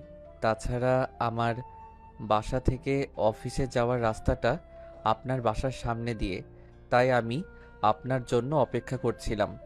আমার কথায় আপনি মনে কষ্ট পেয়ে থাকলে আমি দুঃখিত, কিন্তু এই কথাটা আমাকে বলতেই হচ্ছে। দেখুন, আমি একটা মেয়ে মানুষ, তাছাড়া আমি অন্য বাড়িতে থেকে এখানে চাকরি করছি, তাই আমি চাই না আপনার জন্য আমাকে কোনো সমস্যায় পড়তে হোক বা কেউ আপনাকে নিয়ে আমাকে কোনো কথা বলুক। আপনি এত ভয় পান কেন বলেন তো? আমি তো আছি, তাই না? আপনার এত ভয় পাওয়ার কি আছে? দেখুন, আমি আপনাকে আগেও বলেছি আর এখনও বলছি, আপনি এখানে আসবেন না আর আমার পেছনে ঘুরঘুর করে অযথাই টাইম ওয়েস্ট করবেন না। আচ্ছা ঠিক আছে, এখন চলো অফিসে যাওয়া যাক, তা না হলে আবার অফিসে যেতে লেট হয়ে যাবে। অতঃপর নীল আর নেহা আর কোনো কথা না বলে অফিসের উদ্দেশ্যে রওনা দেয়। এভাবে কেটে গেল বেশ কয়েকদিন। এদিকে নীল প্রত্যেকদিন নেহার বাসার সামনে এসে নেহার জন্য অপেক্ষা করতে থাকে, আর এই বিষয়টা একসময় সবার চোখের সামনে চলে আসে। একদিন সকালবেলা নেহান রেডি হয়ে অফিসের উদ্দেশ্যে রওনা হচ্ছিল, তখনই তার খালা তাকে তার রুমে ডাকে। নেহা দেখো, তোমাকে আগেও বলেছি আর এখনও বলছি, আমাদের মান সম্মানটা খুব চিন্তা করি, তাই তুমি এখান থেকে এমন কোনো কাজ করো না যেটা আমাদের মান সম্মানে বাঁধে। খালামণি, আমি বুঝতে পেরেছি তুমি আমাকে কি বলতে চেয়েছো। হ্যাঁ দেখো, বিষয়টা তুমি যেরকম ভাবছো সেরকম কিছুই নাই। আসলে ওই ছেলেটা আর আমি একই অফিসে চাকরি করি, তাছাড়া ছেলেটার বাসা এখান থেকে খুব দূরে নয়, তাই প্রতিদিন এখানে অফিসে যাওয়ার সময় আমাকে নিয়ে যায়, এই আর কি। এই ছেলেটা তোমার অফিসের কলিগ নাকি বয়ফ্রেন্ড সে বিষয়ে আমি অবগত নই আর অবগত হতেও চাই না। তোমাকে শুধু একটা কথাই বলতে চাই, দেখো, তুমি যদি আমাদের এখানে থাকতে চাও তাহলে এমন কাজ করা চলবে না। তুমি ওই ছেলেটার সাথে মিশতে পারবে না, এটাই আমাদের শেষ কথা। আচ্ছা ঠিক আছে খালামণি, আমি এই ছেলেটাকে বলবো। আচ্ছা, এই যে আপনি প্রতিদিন আমার বাসার সামনে দাঁড়িয়ে আমার জন্য অপেক্ষা করেন কেন বলুন তো? তোমার জন্য অপেক্ষা করতে আমার ভালো লাগে, তাই আমি অপেক্ষা করি। কেন, কোনো সমস্যা নাকি? আর তোমার কোনো সমস্যা থাকলেও সেটা আমি মানব না, কারণ আমি তো তোমার প্রেমে পড়ে গেছি, তাই চাইলেও তোমার থেকে নিজেকে সরিয়ে নিতে পারবো না। দেখুন, আপনাদের এসব ফালতু মার্কা কথাবার্তা আমি আর নিতে পারছি না। তার কারণ হলো, আজ আমার খালামণি আমাকে বলেছে আমি যদি আপনার সঙ্গে মেলামেশা করি তাহলে আমাকে বাসা থেকে বের করে দেবে। তারপর আমি কোথায় থাকবো সেটা কি আপনি আমাকে বলে দেবেন? এত চিন্তা করার কি আছে? তুমি সবাইকে বলে দাও তুমি আর কোনো কথা শুনবে না, আমার সঙ্গে মেলামেশা করবে, তারপর যেটা হয় হোক। ঠিক আছে, আমি বুঝতে পেরেছি। সোজা আঙুলে ঘি উঠবে না। আমি আজকেই অফিসে গিয়ে বসের সাথে আপনার নামে বিচার দিব, তারপর দেখি আপনি কি করেন। এই কথা বলে নেহা কোনো রকমে নীলকে পাশ কাটিয়ে সেখান থেকে চলে গেল। এদিকে অফিসে আসতে না আসতেই অফিসের বস নীলকে নিজের কেবিনে ডেকে দিলেন। কি ব্যাপার নীল, আমি তোমার ব্যাপারে এসব কি শুনছি? তুমি অফিসে এসব কি শুরু করছো? তুমি কি মান-ইজ্জত নিয়ে টিকতে দিবে না নাকি? বস, আমার তো মনে হয় না আমি এমন কিছু করেছি বলে যাতে অফিসের কিংবা অফিসের অন্য কারো মান সম্মানে বাড়তে পারে। দেখো নীল, তোমার এসব হেলাপোনিয়া আমার একদমই ভালো লাগছে না। তুমি নেহার সঙ্গে এসব কি শুরু করছো? নেহা আজ অফিসে এসে তোমার নামে বিচার দিয়েছে। আমি তোমাকে শেষবারের মতো ওয়ার্ক করে ছেড়ে দিচ্ছি। নেহার সঙ্গে আর এসব করবে না। ও আচ্ছা, আমি এতক্ষণে বুঝতে পেরেছি বিষয়টা। নেহা আসলে আপনাকে কি বলেছে? দেখুন, আমি নেহাকে ভালোবাসি, আর আমি চাই না আমাদের দুজনের ভালোবাসার মধ্যে আপনি কাবাবের হাড্ডি হয়ে বসেন।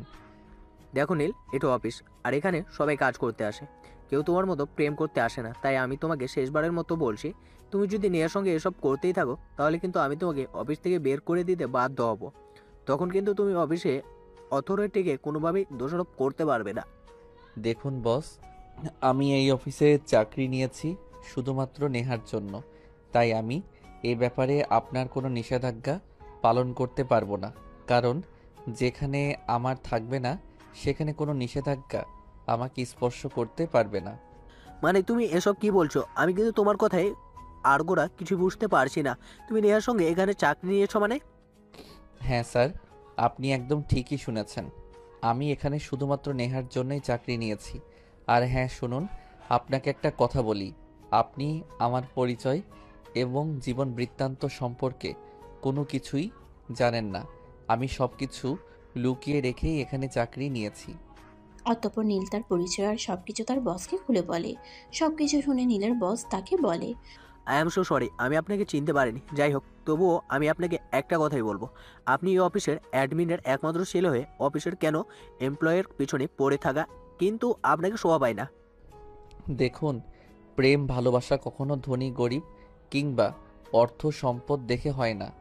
প্রেম ভালোবাসার জাস্ট হয়ে যায়, সেটা যেভাবেই হোক আর যে কোনো পরিস্থিতিতেই হোক। তাই আমি আপনাকে শুধু একটা কথাই বলতে চাই, আমি আজ আপনাকে যেগুলো বলেছি সেগুলো আপনি কখনোই নেহা কিংবা অফিসের অন্য কারোর সঙ্গে শেয়ার করবেন না, যতক্ষণ পর্যন্ত আমি না বলছি। ওকে ঠিক আছে, কোনো সমস্যা নেই। আপনি যখন আপনার ভালোবাসাকে নিজের করে পাওয়ার জন্য নিজের পরিচয় এমনকি সব কিছু গোপন রাখতে চান, তাহলে এতে আমার কোনো সমস্যা থাকবে না।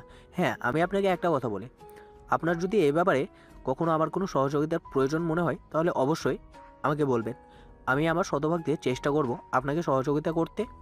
অতঃপর নীল আর কোনো কথা না বলে চুপচাপ সেখান থেকে বের হয়ে চলে আসে। আর এদিকে কিছুক্ষণ পর নেহাও আবারও বসের কেবিনে যায় আর বসের কাছ থেকে জানতে চায় বস নীলের সঙ্গে এ ব্যাপারে কি কথা বলেছে। তখন অফিসের বস নেহাকে বলে, দেখুন হ্যাঁ, আমি নীলের সঙ্গে কথা বলেছি আর কথা বলে বুঝতে পেরেছি নীল তোমাকে সত্যি অনেক বেশি ভালোবাসে। তাই আমি মনে করি নীলের এই বিরক্ত করাটাকে তোমার বিরক্ত মনে না করে ভালোবাসা বলে মেনে নেওয়া উচিত আর তাকে অ্যাকসেপ্ট করে নেওয়া উচিত। বস, আমি বুঝতে পারছি না আপনি একটু আগে কিভাবে কথা বললেন আর এখন কিভাবে কথা বলছেন। নীল আপনাকে জাদু করেছে কিনা সেটাই আমি বুঝতে পারছি না। আপনি মুহূর্তের মধ্যেই বদলে গেলেন আর আমাকে এইসব কথা বলছেন। আপনি বস হয়ে আপনার একজন কর্মচারীকে এইসব কথা বলতে আপনার একটু রুচিতে পাচ্ছে না? বস তখন নেহাকে কিছু বলতে চাইছিল, কিন্তু নেহা সেটার সুযোগ না দিয়ে সেখান থেকে হনহন করে বের হয়ে গেল আর নিজের কেবিনে এসে ভাবতে লাগলো আসলে বিষয়টা কি হয়েছে। এইভাবে দেখতে দেখতে অফিসের টাইম শেষ হয়ে রাত 8টা বেজে গেল আর অফিস থেকে বের হয়ে সোজা বাসায় চলে আসলো। আর এরপর চলে গেল আরও কয়েকদিন।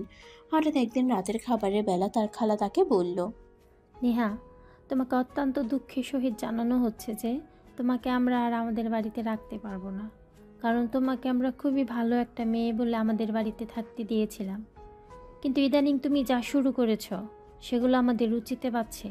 তাই তোমাকে 2 দিন সময় দিলাম, এই 2 দিনের মধ্যে তুমি আমাদের বাসা ছেড়ে অন্যত্র চলে যাবে। তোমাকে আর আমাদের এখানে থাকতে দেওয়া হবে না। কিন্তু খালা, এভাবে হঠাৎ আমি একটা মেয়ে মানুষ কোথায় চলে যাব? আর এগুলো জানতে পারলে আমার মা অনেক টেনশন করবে। তুমি কোথায় যাবে আর কি করবে সেই ব্যাপারে আমাদের চিন্তা করার সময় নেই। তোমার বিষয়টা তুমি নিজেই বুঝে নাও। তোমাকে এখানে থাকতে দিয়েছিলাম, কিন্তু এসব ফষ্টি নষ্টি করার অনুমতি তো আমরা দেইনি। তাই এখন তুমি কি করবে না করবে সেই ব্যাপারে আমাদের না জানার কোনো আগ্রহ নেই। কথাগুলো এক নাগারে বলে খাবার টেবিল থেকে তিনি উঠে চলে গেলেন। আর এদিকে নেহা কোনো রকমে খাবারটা শেষ করে নিজের রুমে চলে আসলো আর বসে বসে ভাবতে লাগলো সে এখন কোথায় যাবে আর কি করবে, আর নীল কেনই বা এগুলো করতে গেছিল। এর জন্যই তো আজ নেহাকে এমন পরিস্থিতিতে পড়তে হয়েছে। তবে যাই হোক, আগামীকাল সকাল হলেই নীলের সঙ্গে কথা বলতে হবে। এইসব ঝামেলার একমাত্র কারণ নীল, আর তাই নীলকেই এই সমস্যার সমাধান দিতে হবে। যেমন চিন্তা তেমনই কাজ। পরের দিন সকালবেলা যখন নেহা অফিসে যাওয়ার উদ্দেশ্যে বাসা থেকে বের হয়, তখনই নীল তার বাসার সামনে দাঁড়িয়েছিল আর নেহা তাকে দেখতে পেয়ে বলতে থাকে, নীল, আজ তোমার সঙ্গে আমার কিছু গুরুত্বপূর্ণ কথা আছে যেগুলো আমি বলবো আর তুমি শুনবে। আর তোমার জন্য আমাকে এই সমস্যায় পড়তে হয়েছে, তাই সমস্যার সমাধান তোমাকেই করতে হবে। আরে কি বলো তুমি? তোমার জন্য আমি নিজের জীবন দিতে প্রস্তুত, কিন্তু কি হয়েছে সেটা আমাকে খুলে বলো।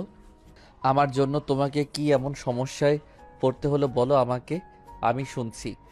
তোমাকে আমি কত করে বলেছি তুমি এইভাবে আমার বাসার সামনে এসে দাঁড়িয়ে থাকবে না। তুমি এইভাবে দাঁড়িয়ে থাকলে এই বিষয়টা নিয়ে সবাই সন্দেহ করবে, কিন্তু তুমি তো আমার কোনো কথাই শোনোনি। উল্টো দিনের পর দিন আমাকে বিরক্ত করেই গেছো। আজ শুধুমাত্র তোমার জন্য আমাকে বলা হয়েছে আমাকে এই বাসা ছেড়ে অন্যত্র চলে যেতে হবে। এখন তুমি নিজেই বলো আমি কোথায় যাব আর কি করব? এই ব্যাপার, এটা কোনো কথা হলো? ঠিক আছে, কোনো সমস্যা নেই, তুমি রাজি থাকলে আজকে আমি তোমাকে আমার বাসায় নিয়ে যাব, আর তারপর বিয়ে করে আমার বাড়িতেই রেখে দেব। তুমি তোমার থাকার জায়গা নিয়ে এত চিন্তিত? Please stop this nonsense.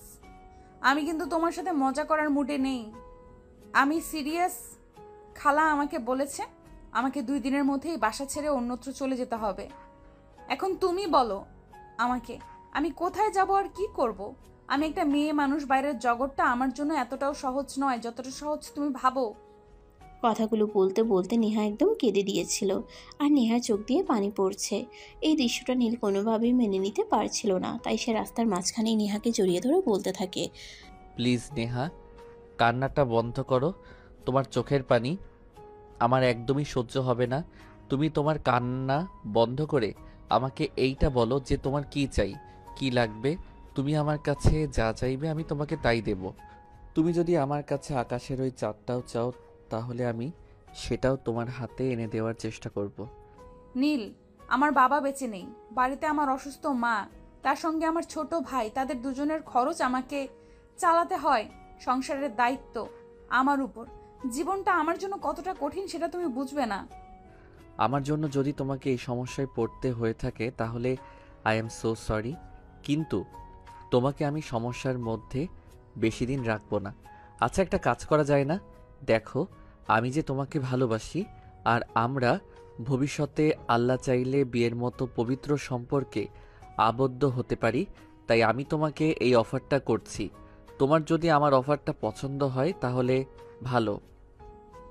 আগে বলো তুমি আমাকে কি অফার করতে চাও, তারপর যদি সেটা আমার পছন্দ হয় তো আমি একসেপ্ট করব, আর যদি আমার পছন্দ না হয় তাহলে তো আর আমার কিছুই করার থাকবে না। আমরা লিভ টুগেদার করতে পারি। তোমার কথার মানে আমি বুঝতে পারলাম না। তুমি আমাকে কি বলতে চাইছো? সরাসরি একটু খুলে বলো, তাহলে আমার বুঝতে সুবিধা হবে। খুবই সিম্পল। ধরো আমরা দুজনে একটা ফ্ল্যাট নিলাম আর সেখানে থাকলাম। 1 সপ্তাহ তুমি রান্না করলে, 1 সপ্তাহ আমি রান্না করলাম, এভাবে দুজনে মিলেমিশে থাকলাম। তোমার আইডিয়াটা মন্দ না, কিন্তু আমি তোমাকে একটা কথা বলতে চাই। লিভ টুগেদারের মানে আমি মোটামুটি বুঝি, একেবারে যে বুঝি না তা কিন্তু নয়। তবে হ্যাঁ, আমরা কিন্তু একই রুমে থাকবো না, আমরা একই ফ্ল্যাটে আলাদা 2টো বেডরুমে থাকবো। ওকে, আমি রাজি, আমার কোনো প্রবলেম নেই। আর হ্যাঁ, তোমাকে তো বাসা থেকে মাত্র 2 দিন সময় দেওয়া হয়েছে, আজ আর কাল। তাহলে একটা কাজ করো, তুমি অফিসে চলে যাও, আমি আজ আর অফিসে যাব না। আমি আজকাল 2 দিনের মধ্যেই আমাদের দুজনের জন্য 2 কামরার একটা ফ্লাইট বুকিং করে নেব। অতঃপর আচ্ছা ঠিক আছে, এই কথা বলে নেহা অফিসে চলে গেল, আর নীল বের হয়ে গেল তাদের স্বপ্নের ফ্ল্যাট খুঁজতে। সারাদিন নীল সারা শহরে ঘোরাঘুরি করলো, কিন্তু কোথাও সেরকম ফ্ল্যাট খুঁজে পেল না। কিন্তু নীল ব্যর্থ হওয়ার মতো ছেলে নয়, তাই সে সন্ধ্যাবেলায় নেহাকে কল করে আর বলে, নেহা, আজকে তো সেরকম কোনো ব্যবস্থা করতে পারলাম না, তবে তুমি কোনো চিন্তা করো না। আগামীকালকের মধ্যে আমি নিশ্চয়ই কোনো একটা ব্যবস্থা করে ফেলবো। তুমি কিন্তু এ ব্যাপারে একদম কোনো চিন্তা করবে না। তুমি আমার উপর ভরসা করো। ঠিক আছে, সমস্যা নেই। আমি তোমাকে আগামীকালকের দিনটা সময় দিলাম, কিন্তু একটা কথা মনে রেখো, আগামীকালকের দিনটাই কিন্তু শেষ। কারণ তুমি খুব ভালো করেই জানো কালকে সন্ধ্যার পর আমাকে আর এই বাড়িতে ঢুকতে দেওয়া হবে না। হ্যাঁ, সেটা আমি খুব ভালো করেই জানি, আর তাই তো আমি চেষ্টা করছি। তুমি কোনো চিন্তা করো না, আল্লাহর সহায় থাকলে আমাদের একটা ব্যবস্থা নিশ্চয়ই হয়ে যাবে। অতঃপর কথা শেষ করে দুজনেই ফোন কেটে দিল, আর নেহা নিজের কাজকর্ম শেষ করে রাতের খাবার খেয়ে ঘুমিয়ে পড়ল। এদিকে নীল তার মায়ের সঙ্গে কথা বলতে মায়ের বেডরুমে গেল। কি ব্যাপার, আমার ছেলেটার কি হয়েছে? সে তো সচরাচর আমার বেডরুমে আসে না। আজকে কোনো সমস্যা হয়েছে নাকি, যেটার জন্য আমার কাছে এসেছে? মা, আসলে সেরকম কোনো ব্যাপার নয়। আমি তোমার সঙ্গে একটা কথা বলতে এসেছি। দেখো, আমি চিন্তা করেছি এখন থেকে আর বাসায় থাকবো না। তোমরা তো খুব ভালো করে জানো আমি ছোটোখাটো একটা চাকরি নিয়েছি, তাই আমি সিদ্ধান্ত নিয়েছি আমি আমার মতো করে আলাদা একটা ফ্ল্যাটে থাকবো। এটা কোনো কথা বাবা? আমি তো তোর এই কথাটাকে সাপোর্ট করতে পারছি না, কারণ তুই আমাদের একমাত্র সন্তান। আমাদের এই পুরো বাড়িটা আর যা সম্পদ আছে সব কিছুর একমাত্র উত্তরাধিকারী তুই। আর তুই কেন চাকরি করছিস সেটাই আমি বুঝতে পারছি না। আমাদের কিসের কমতি আছে? আলহামদুলিল্লাহ, তোর বাবা যা কামাই করেছে 7 পুরুষ বসে খেয়েও শেষ করতে পারবে না। দেখো মা, জীবনে টাকা পয়সা অর্থ সম্পদ এগুলো দিয়ে সব কিছু হয় না। জীবনে নিজেকে ভালো রাখার জন্য মাঝে মধ্যে অন্য কিছু করারও প্রয়োজন আছে। তাই আমি একটু ডিফারেন্ট ওয়ে খুঁজে নিয়েছি।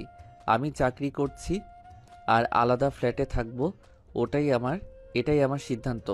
আমি তোমাদের কাছ থেকে অনুমতি নিতে আসিনি, শুধু জানাতে এসেছি আমার জন্য কোনো টেনশন করো না, আমি ভালো থাকবো। আর হ্যাঁ, তোমাদের একটা কথা বলে যাচ্ছি, আমি ফিরে আসব, অবশ্যই ফিরে আসব। আমি যেই উদ্দেশ্য নিয়ে বাসা থেকে বের হচ্ছি সেই উদ্দেশ্য যেদিন সফল হবে সেদিন আমি অবশ্যই বাসায় ফিরে আসব। আচ্ছা বাবা, ঠিক আছে, কোনো সমস্যা নেই।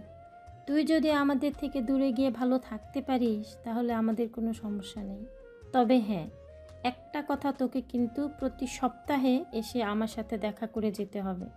তা না হলে কিন্তু আমি খুব কষ্ট পাবো, কারণ তুই আমার একমাত্র সন্তান। তোকে দূরে রাখতে এমনিতেই আমার কষ্ট হচ্ছে, কিন্তু তুই যখন বলছিস তুই কিছু পাওয়ার জন্য যাচ্ছিস, তাহলে আমি তোকে আটকাবো না। অতঃপর নীল তার মায়ের সঙ্গে কথা বলা শেষ করে মায়ের আশীর্বাদ নিয়ে রুম থেকে বের হয়ে পড়ে। পরের দিন সকাল হতেই নাস্তা করে নীল আবারও বের হয়ে পড়ে, কিন্তু সেদিন তাকে আর খুব বেশি সময় ঘোরাঘুরি করতে হলো না। সে তার স্বপ্নের ফ্ল্যাটের ঠিকানা খুঁজে পেল, আর সেখানে কথাবার্তা বলে একদম বুকিং কনফার্ম করে তারপর বের হয়ে এসে সঙ্গে সঙ্গে নেহাকে ফোন দিল। নেহা, আমি আমাদের স্বপ্নের ফ্ল্যাটের ঠিকানা খুঁজে পেয়েছি আর বুকিংও কনফার্ম করে ফেলেছি। আর হ্যাঁ, তুমি কি তোমার সব কিছু গুছিয়ে রেখে এসেছো? হ্যাঁ, আমি আজ সকালেই সব কিছু গুছিয়ে রেখে তারপর বাসা থেকে বের হয়েছি, কারণ তুমি যদি আজ বাসা খুঁজে নাও পেতে তাও আমাকে ওই বাসা থেকে বের হয়ে যেতে হতো। তাই আর কোনো রিস্ক না নিয়ে আমি সব কিছু গুছিয়ে রেখে তারপর বাসা থেকে বের হয়ে এসেছি। ওকে, সমস্যা নেই, আমি এখন আমার বাসায় চলে যাচ্ছি আর আমার প্রয়োজনীয় জিনিসপত্রাদি গুছিয়ে নিয়ে তারপর একটা ট্যাক্সি ভাড়া করে নিয়ে তোমার বাসার সামনে চলে আসব। তুমি কিন্তু আমার জন্য অপেক্ষা করবে, আমি নিজেই তোমাকে তুলে নেব। ওকে, সমস্যা নেই। তাহলে আজ অফিস থেকে বসকে বলে একটু আগে ভাগেই বের হয়ে যেতে হবে, কারণ নতুন জায়গায় সব কিছু গোছগাছ করতে হবে। তারপর আগামীকাল আবার ডিউটি আছে। এই কথা বলতে বলতে নেহা ফোনটা কেটে দেয়, আর এদিকে দেখতে দেখতে বিকেল হতে চলে। তাই নেহা বসের কেবিনে যায়, বসের কাছে কথা বলে ছুটি নিতে। Excuse me boss, may I coming? Yes, coming. আরে নেহা, কি ব্যাপার, কি হয়েছে? তোমার কোনো সমস্যা নাকি? না, আসলে সেরকম কোনো ব্যাপার নয়।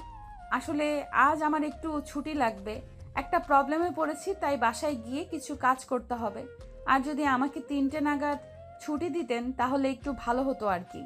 এদিকে নীল আগে থেকেই ফোন দিয়ে বসকে সবকিছু জানিয়ে রেখেছিল, আর বস সবকিছু জেনেও নেহার সামনে না জানার ভান করছিল। তাই নেহাকে বলল, এই ব্যাপারে দেখো না, আসলে নীল আজ 2 দিন ধরে অফিসে আসছে না, আর এখন তুমিও ছুটি চাইছো। অফিসে অনেক কাজের প্রেশার আছে, এখন তোমাকে কিভাবে ছুটি দেই বলো তো? কিন্তু বস, ছুটিটা আমার খুবই প্রয়োজন ছিল, তাই কাইন্ডলি প্লিজ ছুটি দিতেন, তাহলে আমার জন্য খুবই ভালো হতো। ঠিক আছে, সমস্যা নেই, তুমি যখন এত করে বলছো তাহলে আমি তোমাকে ছুটি দিচ্ছি। আর হ্যাঁ, তবে তোমাকে আরেকটা কথা বলে দিচ্ছি, আজকের পর থেকে কিন্তু কখনো এভাবে ছুটি চাইবে না, কারণ তুমি তো জানোই আমাদের কোম্পানির সম্পর্কে এভাবে ছুটি দেওয়ার নিয়ম আমাদের কোম্পানিতে নেই। ঠিক আছে বস, থ্যাংক ইউ সো মাচ। তাহলে আমি আসি। এই কথা বলতে বলতে নেহা বসের কেবিন থেকে বের হয়ে নিজেই কেবিনে চলে আসে। আর এদিকে কিছুক্ষণ পর অফিস থেকে বের হয়ে বাসায় চলে আসে নেহা। লাগেজপত্র নিয়ে নিজের রুম থেকে বের হচ্ছিল, এমন সময় তার খালা এসে সামনে দাঁড়ায় আর তাকে বলতে থাকে, কি ব্যাপার নেহা, তুই কি সত্যি সত্যি আমাদের বাসা ছেড়ে চলে যাচ্ছিস? হ্যাঁ খালা, তোমরা যখন আমাকে তোমাদের বাড়িতে থাকতে দিবে না তাহলে আমি থাকবো কি করে? আমাকে তো আমার ঠিকানা খুঁজে নিতেই হবে। তাছাড়া একটা কথা আমি খুব ভালো করেই বুঝতে পেরেছি, পৃথিবীতে কেউ কারো আপন হয় না, সবাই নিজেদের প্রয়োজন আর আত্মসম্মান নিয়ে ভালো থাকতে চায়। ঠিক আছে, তোমাদের আমি কখনোই কোনো দোষ দিব না। তোমরা আমাকে ভালো কিছুই দিয়েছো, যাই হোক, আমি আসছি। পারলে আমার জন্য দোয়া করো, যেন ভবিষ্যতের দিনগুলোতে ভালো কিছু করতে পারি। এই বলে নেহা তার খালাকে আর কোনো কথা বলার সুযোগ না দিয়ে সেখান থেকে বের হয়ে চলে গেল। বাসার সামনে দাঁড়িয়ে নীলের জন্য অপেক্ষা করছিল। প্রায় 10 মিনিট পর নীল সেখানে এসে পৌঁছালো। তারপর নেহার লাগেজ আর ব্যাগপত্র গাড়িতে তুলে নিল। তারপর তারা চলে গেল তাদের স্বপ্নের ঠিকানায়। ফ্ল্যাটে পৌঁছিয়ে নেহা নীলকে বলতে থাকে, নীল দাঁড়াও, আমি আগে আমার রুমটা পছন্দ করে নেই, তারপর যেটা থাকবে সেটা তো তুমি থাকবে। কারণ একটা কথা জানো তো, ladies first. Okay my dear, কোনো সমস্যা নেই। তোমার যেটাতে পছন্দ হয় তুমি সেটাতেই থাকতে পারো, তাতে আমার কোনো আপত্তি নেই। আমি ছেলে মানুষ, আমার একটাতে থাকতে পারলেই হলো। এই কথা শুনে নেহা তৎক্ষণাৎ রুমগুলো খুঁটিয়ে খুঁটিয়ে দেখতে লাগলো। তারপর নিজের জন্য ব্যালকনি সহ যে রুমটা ওটা পছন্দ করে নিল। আর অপোজিটে যে রুমটা ছিল ওটার পাশে কোনো ব্যালকনি ছিল না, তাই ওটাতে নীলকে থাকতে দিল। অতঃপর যে যার যার রুমে গিয়ে নিজেদের মতো নিজেদের রুমটা গুছিয়ে নিল। ভোজ কাজ শেষ হতে রাত প্রায় 10টা বেজে গেল। তারপর দুজনে ড্রয়িং রুমে এসে বসলো। তখন নীল নেহাকে বলতে থাকলো, দেখো নেহা, এখন তো অনেক রাত হয়ে গেছে, 10টার উপরে বাজে, আর আমাদের পেটেও খুব ক্ষুধা লেগেছে। এখন একটা কাজ করা যাক, আজকে তো প্রথম দিন, চলো আমরা বাইরে থেকে কিছু খেয়ে আসি। কালকে থেকে রান্না করে খাওয়া যাবে। আর হ্যাঁ, 1 সপ্তাহ তুমি রান্না করবে, 1 সপ্তাহ আমি। এখন কে আগে রান্না করবে আর কে পরে রান্না করবে সেটা তুমি ঠিক করো। এইভাবে আমার প্রবলেম হবে। একটা কাজ করা যায়, সকালে আমি রান্না করি আর রাতে তুমি, নয়তো সকালে তুমি আর রাতে আমি। ঠিক আছে, এতে আমার কোনো প্রবলেম হবে না। তাহলে একটা কাজ করো, সকালে আমার ঘুম ভাঙতে একটু লেট হয়, সকালের রান্নাটা তুমি করে নিও, আর রাতের রান্নাটা না হয় আমি করে নেব। তবে এখন বাইরে কিছু খেতে চলো, আমার পেটে খুব ক্ষুধা পেয়েছে। এই বলে দুজন বাসার পাশেই একটা রেস্টুরেন্টে চলে গেল রাতের খাবার খেতে। রাতের খাওয়া দাওয়া শেষ হলে দুজনে যার যার রুমে গিয়ে ঘুমিয়ে পড়ল। পরের দিন সকাল হতে না হতেই নেহা ঘুম থেকে উঠে গিয়ে রান্নার কাজ শেষ করে নিল। এদিকে অফিস টাইম আর মাত্র 8 ঘন্টা বাকি আছে। নীল এখনও দরজা বন্ধ করে রুমে ঘুমোচ্ছে, তাই নেহা তার রুমের দরজায় নক করতে শুরু করলো। এই নীল, কি ব্যাপার, কি হলো তোমার? তুমি এখনো ঘুম থেকে উঠছো না কেন? অফিসের টাইম তো হয়ে গেছে, এখনই আমাদের অফিসে যেতে হবে। আর মাত্র 30 মিনিট সময় বাকি আছে। নাকি তুমি আজ অফিসে যাবে না?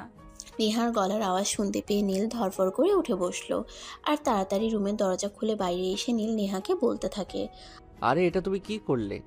সকাল 7:30 বেজে গেছে আর এখন তুমি আমাকে ডাকতে এসেছো?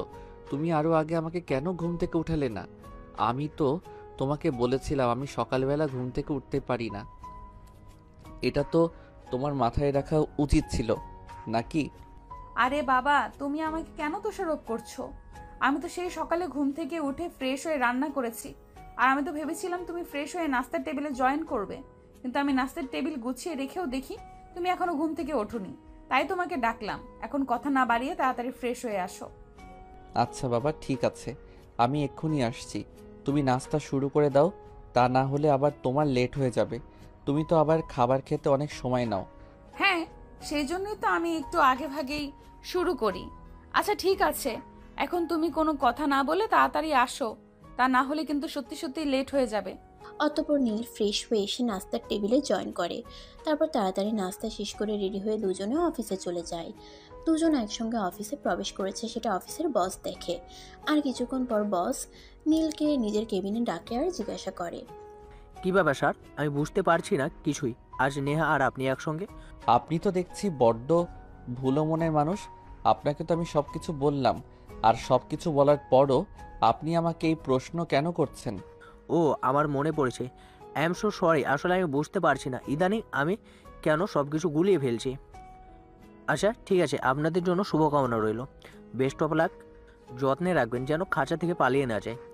হ্যাঁ, সে তো অবশ্যই। দোয়া করবেন যেন আমি আমার ভালোবাসার ময়না পাখিটাকে আমার মনের খাঁচায় বন্দি করে রাখতে পারি। কথাগুলো বলে দুজনে যার যার কাজে চলে গেল।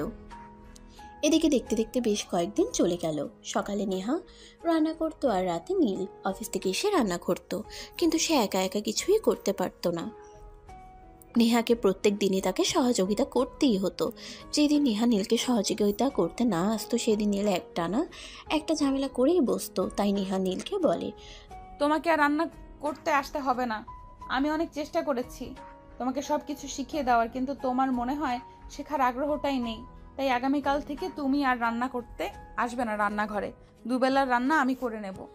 কিন্তু নেহা, অফিস করে 2 বেলা তোমাকে রান্না করতে খুবই কষ্ট হবে। আমি তো চেষ্টা করছি, আমি না পারলে কি করব বলো? আর হ্যাঁ, আমার কাজ যদি তোমার পছন্দ না হয় সেটা তুমি আমাকে বলতে পারো, তাহলে প্রতিদিন রাতের খাবারটা বাইরে থেকে আনার ব্যবস্থা করব। বললাম তো সেটার কোনো প্রয়োজন হবে না, আর আমার কোনো সমস্যা হবে না। আমি 2 বেলা রান্না করতে পারবো। যখন খালার বাসায় ছিলাম তখন এতগুলো মানুষের 2 বেলা রান্না করতাম, আর এখন এই 2 জন মানুষের জন্য এই 2 বেলা রান্না করতে পারবো না। আমার কোনো সমস্যা হবে না, আমি ঠিক করে নিতে পারবো। তারপর নীল আর কিছু বলতে চাইলেও নেহা তাকে সেই সুযোগ না দিয়ে সেখান থেকে চলে গেল। আর পরের দিন থেকে দুবেলার রান্না নেহাই করত। নীল মাঝে মাঝে থেকে টুকিটাকি সাহায্য করত, কিন্তু সকালবেলা নীল কোনোভাবেই ঘুম থেকে উঠতে পারত না। তাই প্রতিদিন রান্না শেষ করে নেহাকে নীলকে ঘুম থেকে জাগিয়ে তুলতে হতো, নয়তো অফিস যেতে লেট হয়ে যেত। এভাবেই চলতে থাকলো দিন। আজ শুক্রবার, অফিস বন্ধ, তাই একটু দেরি করেই নেহা ঘুম থেকে উঠেছে। ঘুম থেকে উঠে দেখে নীল ড্রয়িং রুমে বসে আছে। তাকে ড্রয়িং রুমে বসে থাকতে দেখে নেহা প্রশ্ন করে, কি ব্যাপার, আজ এত সকালে ঘুম থেকে উঠলে যে? আজ তো অফিস বন্ধ, কোনো ব্যাপার আছে নাকি? না, আসলে সেরকম কিছু নাই। আসলে তোমাকে একটা কথা বলবো ভাবছিলাম। আজই তো শুক্রবার, অফিস বন্ধ, আর আমি যবে থেকে অফিসে চাকরি নিয়েছি সবে থেকেই দেখছি তুমি কখনো কোথাও ঘুরতে যাও না বা কোনো বন্ধুদের সঙ্গে আড্ডা দাও না। তাই ভাবছিলাম আজ তোমাকে নিয়ে একটু ঘুরতে বের হব, বাইরে ঘোরাঘুরি করলে মন ভালো থাকে। সেটা করার কোনো ইচ্ছে আমার নেই, কারণ আমি তো তোমাকে আমার ফ্যামিলির ব্যাপারে সব কিছুই বললাম। আর তুমি এটাও খুব ভালো করে জানো আমি কত টাকা স্যালারি পাই। তাই ফ্যামিলির দায়িত্ব সামলিয়ে আমাকে আর বাইরে ঘুরতে যাওয়াটা হয়ে ওঠে না। সেটা আমার সামর্থ্যের বাইরে, বুঝেছো? হ্যাঁ, সেটা আমি জানি, আর ওটা কোনো সমস্যা নয়। আমি তোমাকে আমার পয়সায় ঘুরতে নিয়ে যাব, তোমার পকেট থেকে 1 পয়সাও খরচ করতে হবে না। অ্যাজ এ ফ্রেন্ড হিসেবে তোমার জন্য এইটুকু করতেই পারি। তুমি তোমার বয়ফ্রেন্ড নাই ভাবতে পারো। এটা ঠিক যে আমি তোমাকে বন্ধু ভাবি, কিন্তু বয়ফ্রেন্ড হিসেবে আমি এখনো তোমাকে অ্যাকসেপ্ট করতে পারিনি। ঠিক আছে, প্রবলেম নেই, তুমি ওয়েট করো, আমি ব্রেকফাস্ট বানিয়ে নেই, তারপর দেখা যাক। না, সেটার কোনো প্রয়োজন নেই। আমরা দুজনে আজ 3 বেলার খাবারই বাইরে খাবো। এখন নেহা কিছু বলতে চাইলেও নীল তাকে আর সেই সুযোগ দিল না। তাইলে আর কিছু না বলে নিজের রুমে চলে গেল আর ফ্রেশ হয়ে রেডি হয়ে নীলের সঙ্গে বাইরে চলে গেল। সারাদিন দুজনে একসঙ্গে সময় কাটালো। তখন প্রায় সন্ধ্যা হবে হবে। নেহা, তোমাকে একটা কথা বলতে চাই, ইফ ইউ ডোন্ট মাইন্ড। হ্যাঁ শিওর, কেন নয়, বলো কি বলবে। নেহা, তোমার সঙ্গে পরিচয় তো আমার অনেক দিনই হলো, আর প্রায় 2 মাস ধরে দুজনে একসঙ্গে রয়েছি। এখন বলো, আমাকে কোন দিক থেকে তোমার প্রেমিক কিংবা স্বামী হওয়ার জন্য অযোগ্য বলে মনে হয়? নীল, আমি স্ট্রেট ফরওয়ার্ড একজন মানুষ, তাই আমি তোমাকে বলে দিচ্ছি তুমি সব দিক থেকেই পারফেক্ট, যে কোনো মেয়ের প্রেমিক কিংবা স্বামী হওয়ার জন্য উপযুক্ত একটা ছেলে। কিন্তু আমি তোমাকে এখনো পর্যন্ত সেই চোখে দেখিনি, কারণ আমি আমার পরিবারের একমাত্র উপার্জন সক্ষম ব্যক্তি, যার ওপর পুরো পরিবারের দায়িত্ব। তাই আমি তোমাকে কখনোই সেই চোখে দেখতে পারিনি। আমি এতদিন তোমার সঙ্গে থেকেছি শুধুমাত্র তোমার ভিতরের বিষয়টা বোঝার জন্য, আর আমি সব কিছু বুঝতে পেরেছি। আমি যদি তোমার পুরো পরিবারের দায়িত্ব নেই, তাহলে কি তুমি আমাকে মেনে নেবে তোমার প্রেমিক পুরুষ কিংবা তোমার স্বামী হিসেবে? আরে তুমি কেন আমার ফ্যামিলির দায়িত্ব নিতে যাবে? আর এরকমটা কখনো হয় শুনেছো? একটা ছেলে তার প্রেমিকাকে নিজের করে পাওয়ার জন্য তার প্রেমিকার পরিবারের দায়িত্ব নেয়। কে কি করেছে, কে কি করে বা কে কি করতে চায় সেই বিষয়ে জানার বা জানতে চাওয়ার জন্য আমার বিন্দু মাত্র আগ্রহ নেই। আমি তোমাকে ভালোবাসি, আর তোমাকে পাওয়ার জন্য আমি সব কিছুই করতে পারি। আমি শুধু এইটুকুই জানি। এখন বলো, তুমি আমাকে মেনে নিবে কি নিবে না? নেহা, আমি তোমাকে সত্যি ভালোবাসি। তোমাকে পাওয়ার জন্য আমার যদি নিজের জীবনটাও দিয়ে দিতে হয়, তাতেও আমি দুবার চিন্তা করব না। আরও একটা কথা বলি, আজ যদি তুমি আমাকে রিজেক্ট করে দাও, তাহলে আমি তোমাকে এতটাই ভালোবেসে ফেলেছি, তোমাকে ছাড়া আমি থাকতে পারবো না। তাই আমি আজ নিজেকে বিসর্জন দিতে বাধ্য হব। প্লিজ নীল, এইভাবে কখনোই কাউকে বলতে হয় না, কারণ ভালোবাসা কিন্তু জোর করে আদায় করে নেওয়া যায় না। আমি কোনো কিছু জানি না আর জানতেও চাই না। আমি তোমাকে ভালোবাসি, শুধু এইটুকুই জানি, আর এইটুকুই তোমাকে জানাতে চাই। তুমি আমার ভালোবাসা অ্যাকসেপ্ট করবে কিনা বলো। আজ শুধুমাত্র তোমার মুখ থেকে এই কথাটা শোনার জন্যই আমি তোমাকে বাসা থেকে নিয়ে বের হয়েছি। তখনই সেখানে নেহার অফিসের বস এসে হাজির হয়। আর নেহা অফিসের বসকে দেখে অনেকটা চমকে যায় আর থতমত খেয়ে বলতে থাকে, বস আপনি এখানে?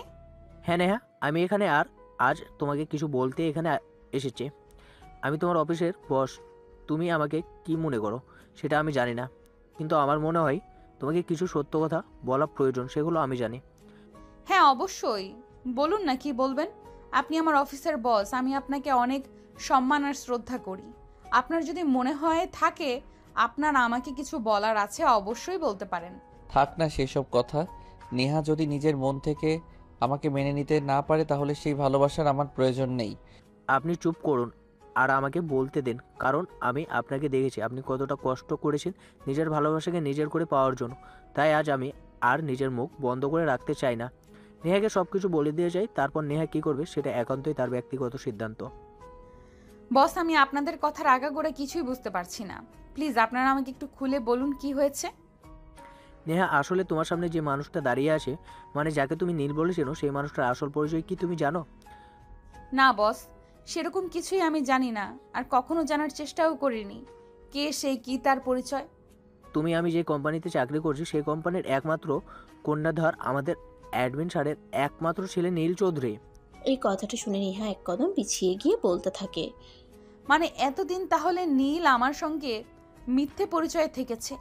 নীল সরি, কারণ আপনি কিন্তু এটা একদমই ঠিক করেননি। আপনার আমাকে জানানো উচিত ছিল যে আপনি আমাদের কোম্পানির এমডি স্যারের একমাত্র ছেলে এবং আমাদের এই কোম্পানির ভবিষ্যৎ এমডি। কিন্তু একটা কথা কোনোভাবেই আমার মাথায় ঢুকছে না, আপনি কেন এতদিন নিজের পরিচয় লুকিয়ে রেখেছিলেন, আর কেন আপনি এভাবে আমার পেছনে ঘুরঘুর করে বেরিয়েছেন। আপনি তো কোটিপতি বাবার একমাত্র আদরের ছেলে। আপনি তো চাইলেই দেশের সেরা 10 জন সুন্দরীর মধ্যে থেকে কোনো একজনকে বেছে নিতে পারতেন বা পারেন, কিন্তু আপনি কেন আমার পেছনে পড়ে রয়েছেন? নেহা, তোমার কথার উত্তর আমি তোমাকে দিচ্ছি, কারণ স্যার তোমাকে অনেক ভালোবাসেন। প্রথম যেদিন তোমাকে দেখেছিল সেদিন তোমাকে ভালোবেসে ফেলেন, তাই তোমার কাছাকাছি থাকার জন্য আমাদের অফিসে নিজের পরিচয় গোপন রেখে চাকরি দেন। তোমাকে একটু ভালো করে জানতে, একটু ভালো করে বুঝতে এতটা সময় তিনি নিয়ে যান। তিনি নিজেকে তোমার কাছে ভালোভাবে প্রেজেন্ট করতে চেয়েছিল, কিন্তু সেটা পেরেছে কিনা সেটা আমি জানি না, তবে তোমাকে খুব ভালোবাসেন তিনি। আপনি তো কোটিপতি বাবার একমাত্র আদরের ছেলে। আপনি তো চাইলেই দেশের সেরা 10 জন সুন্দরীর মধ্যে থেকে কোনো একজনকে বেছে নিতে পারতেন বা পারেন, কিন্তু আপনি কেন আমার পেছনে পড়ে রয়েছেন? ভালোবাসেন সেটা না হয় বুঝলাম, কিন্তু ভালোবাসলে নিজের পরিচয় গোপন রাখতেন, বা আমার মনে হয় তিনি আমার সঙ্গে শুধুমাত্র টাইম ওয়েস্ট করার চেষ্টা করেছেন, কখনো সত্যিকার অর্থে ভালোবাসার চেষ্টা করেন নাই। নেহা, তুমি আমাকে শুধুমাত্র এইটা বলো যে আমি কি করলে তুমি বিশ্বাস করবে আমি তোমাকে সত্যি ভালোবাসি। আমি সেটাই করব। প্রেম, সেটা আমি জীবনে অনেক মেয়ের সঙ্গে করেছি, অনেক মেয়ের সঙ্গে টাইম পাস করেছি, কিন্তু কখনোই কোনো মেয়ের পেছনে 1 সপ্তাহের বেশি সময় নষ্ট করিনি। আজ 4 মাস ধরে তোমার পেছনে পড়ে রয়েছি শুধুমাত্র সত্যিকার অর্থে ভালোবাসি বলেই তোমাকে পাওয়ার জন্য আমি সব কিছু ত্যাগ করে আলাদা ফ্ল্যাট নিয়েছি। অফিসের একজন কর্মচারীর ন্যায় অফিসে কাজ করছি। আর কি প্রমাণ চাও তুমি? তুমি যা বলবে আমি তাই করব, কিন্তু তার বিনিময়ে আমার তোমাকে চাই, কারণ তোমাকে ছাড়া আমার লাইফটাকে আমি চিন্তাই করতে পারি না। I love you Neha, I really love you. Please তুমি স্যারের ভালোবাসা অ্যাকসেপ্ট করে নাও, কারণ আমি দেখেছি স্যারকে তোমার জন্য কতটা কষ্ট করেছে। যে মানুষটা প্রত্যেক সম্পত্তির 7 পুরুষ বসে গেলেও ফুরাবে না, সেই মানুষটা তোমাকে পাওয়ার জন্য দিনরাত অফিসে পরিশ্রম করেছে, কারো কাছে নিজের পরিচয় পর্যন্ত দেয়নি। সেই মানুষটার ভালোবাসাকে তুমি উপেক্ষা করতে পারো না। কিন্তু বস, আর কোনো কিন্তু নয়। দেখো, তুমি স্যারের ভালোবাসা অ্যাকসেপ্ট করে নাও, তোমার জন্য অনেক শুভকামনা রইল। আমি এই বলে বস সেখান থেকে চলে গেল। নীল তখন আবার নেহার সামনে এসে হাঁটু গেড়ে বসে, তার হাত দুটো ধরে বলতে লাগলো, Neha please accept you my love. আমি তোমাকে পাগলের মতো ভালোবাসি। তোমাকে পাওয়ার জন্য তুমি আমাকে যা করতে বলবে আমি তাই করব, কিন্তু তোমাকে আমি হারাতে পারবো না। তোমাকে হারিয়ে বেঁচে থাকা আমার পক্ষে সম্ভব নয়। Please Neha, try to understand. I love you Neha, do you love me? Neha তখন বেশ কিছুক্ষণ চুপ করে রইল, আর তারপর নীলকে উদ্দেশ্য করে বলল, ইয়েস, লাভ ইউ টু। পাগলটা, ভালোবাসা পাওয়ার জন্য কেউ এমন করে? এই বলে নীলকে হাত দুটো দূরে উঠে দাঁড় করায় আর তাকে জড়িয়ে ধরে। তখনই নীল তাকে বলতে থাকে, আমি যে তোমাকে সত্যি সত্যি ভালোবেসেছি। তোমাকে পাওয়ার জন্য আমি সব করতে পারতাম, কারণ ভালোবাসা যে এরকমই হয়। সুখ দুঃখ কষ্ট কোনো কিছুই বাধা মানে না। সত্যিকার অর্থে কাউকে ভালোবাসলে তার জন্য নিজের জীবন পর্যন্ত দেওয়া যায়। আর আমি তো শুধুমাত্র নিজের অফিসে একজন কর্মচারীর ন্যায় কাজ করেছি মাত্র। হয়েছে, এবার কান্নাকাটি বন্ধ করো। এখন আমার শ্বশুর বাড়ি আমাকে কবে নিয়ে যাবে সেটাই বলো। তুমি চাইলে আজই আমি তোমাকে নিয়ে যাব। তাই নাকি? ঠিক আছে, তাহলে আজকেই নিয়ে চলো। ওকে, কোনো সমস্যা নেই, তুমি 1 মিনিট ওয়েট করো। আমি শুধু তোমার আম্মুকে ফোন দিয়ে বলে দিয়েছি তোমাকে নিয়ে বাসায় আসছি। আসসালামু আলাইকুম আম্মু, তোমাকে বলেছিলাম না আমি একটা উদ্দেশ্য নিয়ে বাসা থেকে বের হচ্ছি। যেদিন আমার উদ্দেশ্য সফল হবে সেদিনই আমি ফিরে আসব। আর আজ আমার উদ্দেশ্য সফল হয়েছে, আমি বাসায় আসছি। হ্যাঁ বাবা, তুই সত্যি বলছিস? তুই আজ বাসায় আসবি? আমার যে কি আনন্দ লাগছে, আমি তোকে সেটা বলে বোঝাতে পারবো না বাবা। হ্যাঁ মা, সত্যি সত্যি আজ আমি বাসায় আসছি, আর তোমাদের বৌমাকেও আমার সঙ্গে নিয়ে আসছি। তাই তোমাকে ফোন করে জানিয়ে দিলাম নতুন বউকে বরণ করে ঘরে তোলার জন্য তৈরি হও। অতঃপর ফোন কেটে দিয়ে নীল নেহাকে নিয়ে বাড়িতে চলে আসে, আর তার মা তাদের বরণ করে ঘরে তুলে। আর সেদিন রাত্রেই কাজী ডেকে বাসায় তাদের বিয়ে পড়ানো হয় এবং সমস্ত নিয়ম কানুন মেনে তাদেরকে বাসর ঘরে পাঠিয়ে দেওয়া হয়। রাত প্রায় 12টার মতো বাজে। নীল বাসর ঘরে প্রবেশ করে আর দরজাটা লাগিয়ে দেয়। তখনই নেহা বিছানা থেকে নেমে নীলকে সালাম করতে চায়। নেহা যেই না নীলের পা স্পর্শ করতে যাবে, তখনই নীল নেহাকে টান দিয়ে নিজের বুকের সঙ্গে জড়িয়ে নেয় আর বলতে থাকে, প্রিয়তমা, অনেক কষ্টের পর তোমাকে পেয়েছি। তোমার জায়গা আমার পায়ে নয়, সারা জীবন আমার বুকেই থাকবে। কারণ খুব ভালোবাসি যে তোমায়, সারা জীবন ভালোবেসে যেতে চাই। থাকবে তো সারা জীবন আমার হয়ে? সারা জীবন আমি তোমার হয়েই থাকবো। শুধু ভালোবাসা দিয়ে আগলে রেখো, তাহলেই হবে। অতঃপর নীল নেহার কপালে আলতো করে একটা ভালোবাসার পরশ এঁকে দেয় আর তাকে নিয়ে চলে যায় জীবনের রঙিন স্বপ্ন বুনতে। যাই হোক ভিউয়ার্স, তারা তাদের জীবনের রঙিন স্বপ্ন বুনুক, আর আমরা না হয় অন্য কোনো গল্পে অন্য কারো ভালোবাসা নিয়ে কথা বলি। সে পর্যন্ত ভালো থাকবেন সবাই।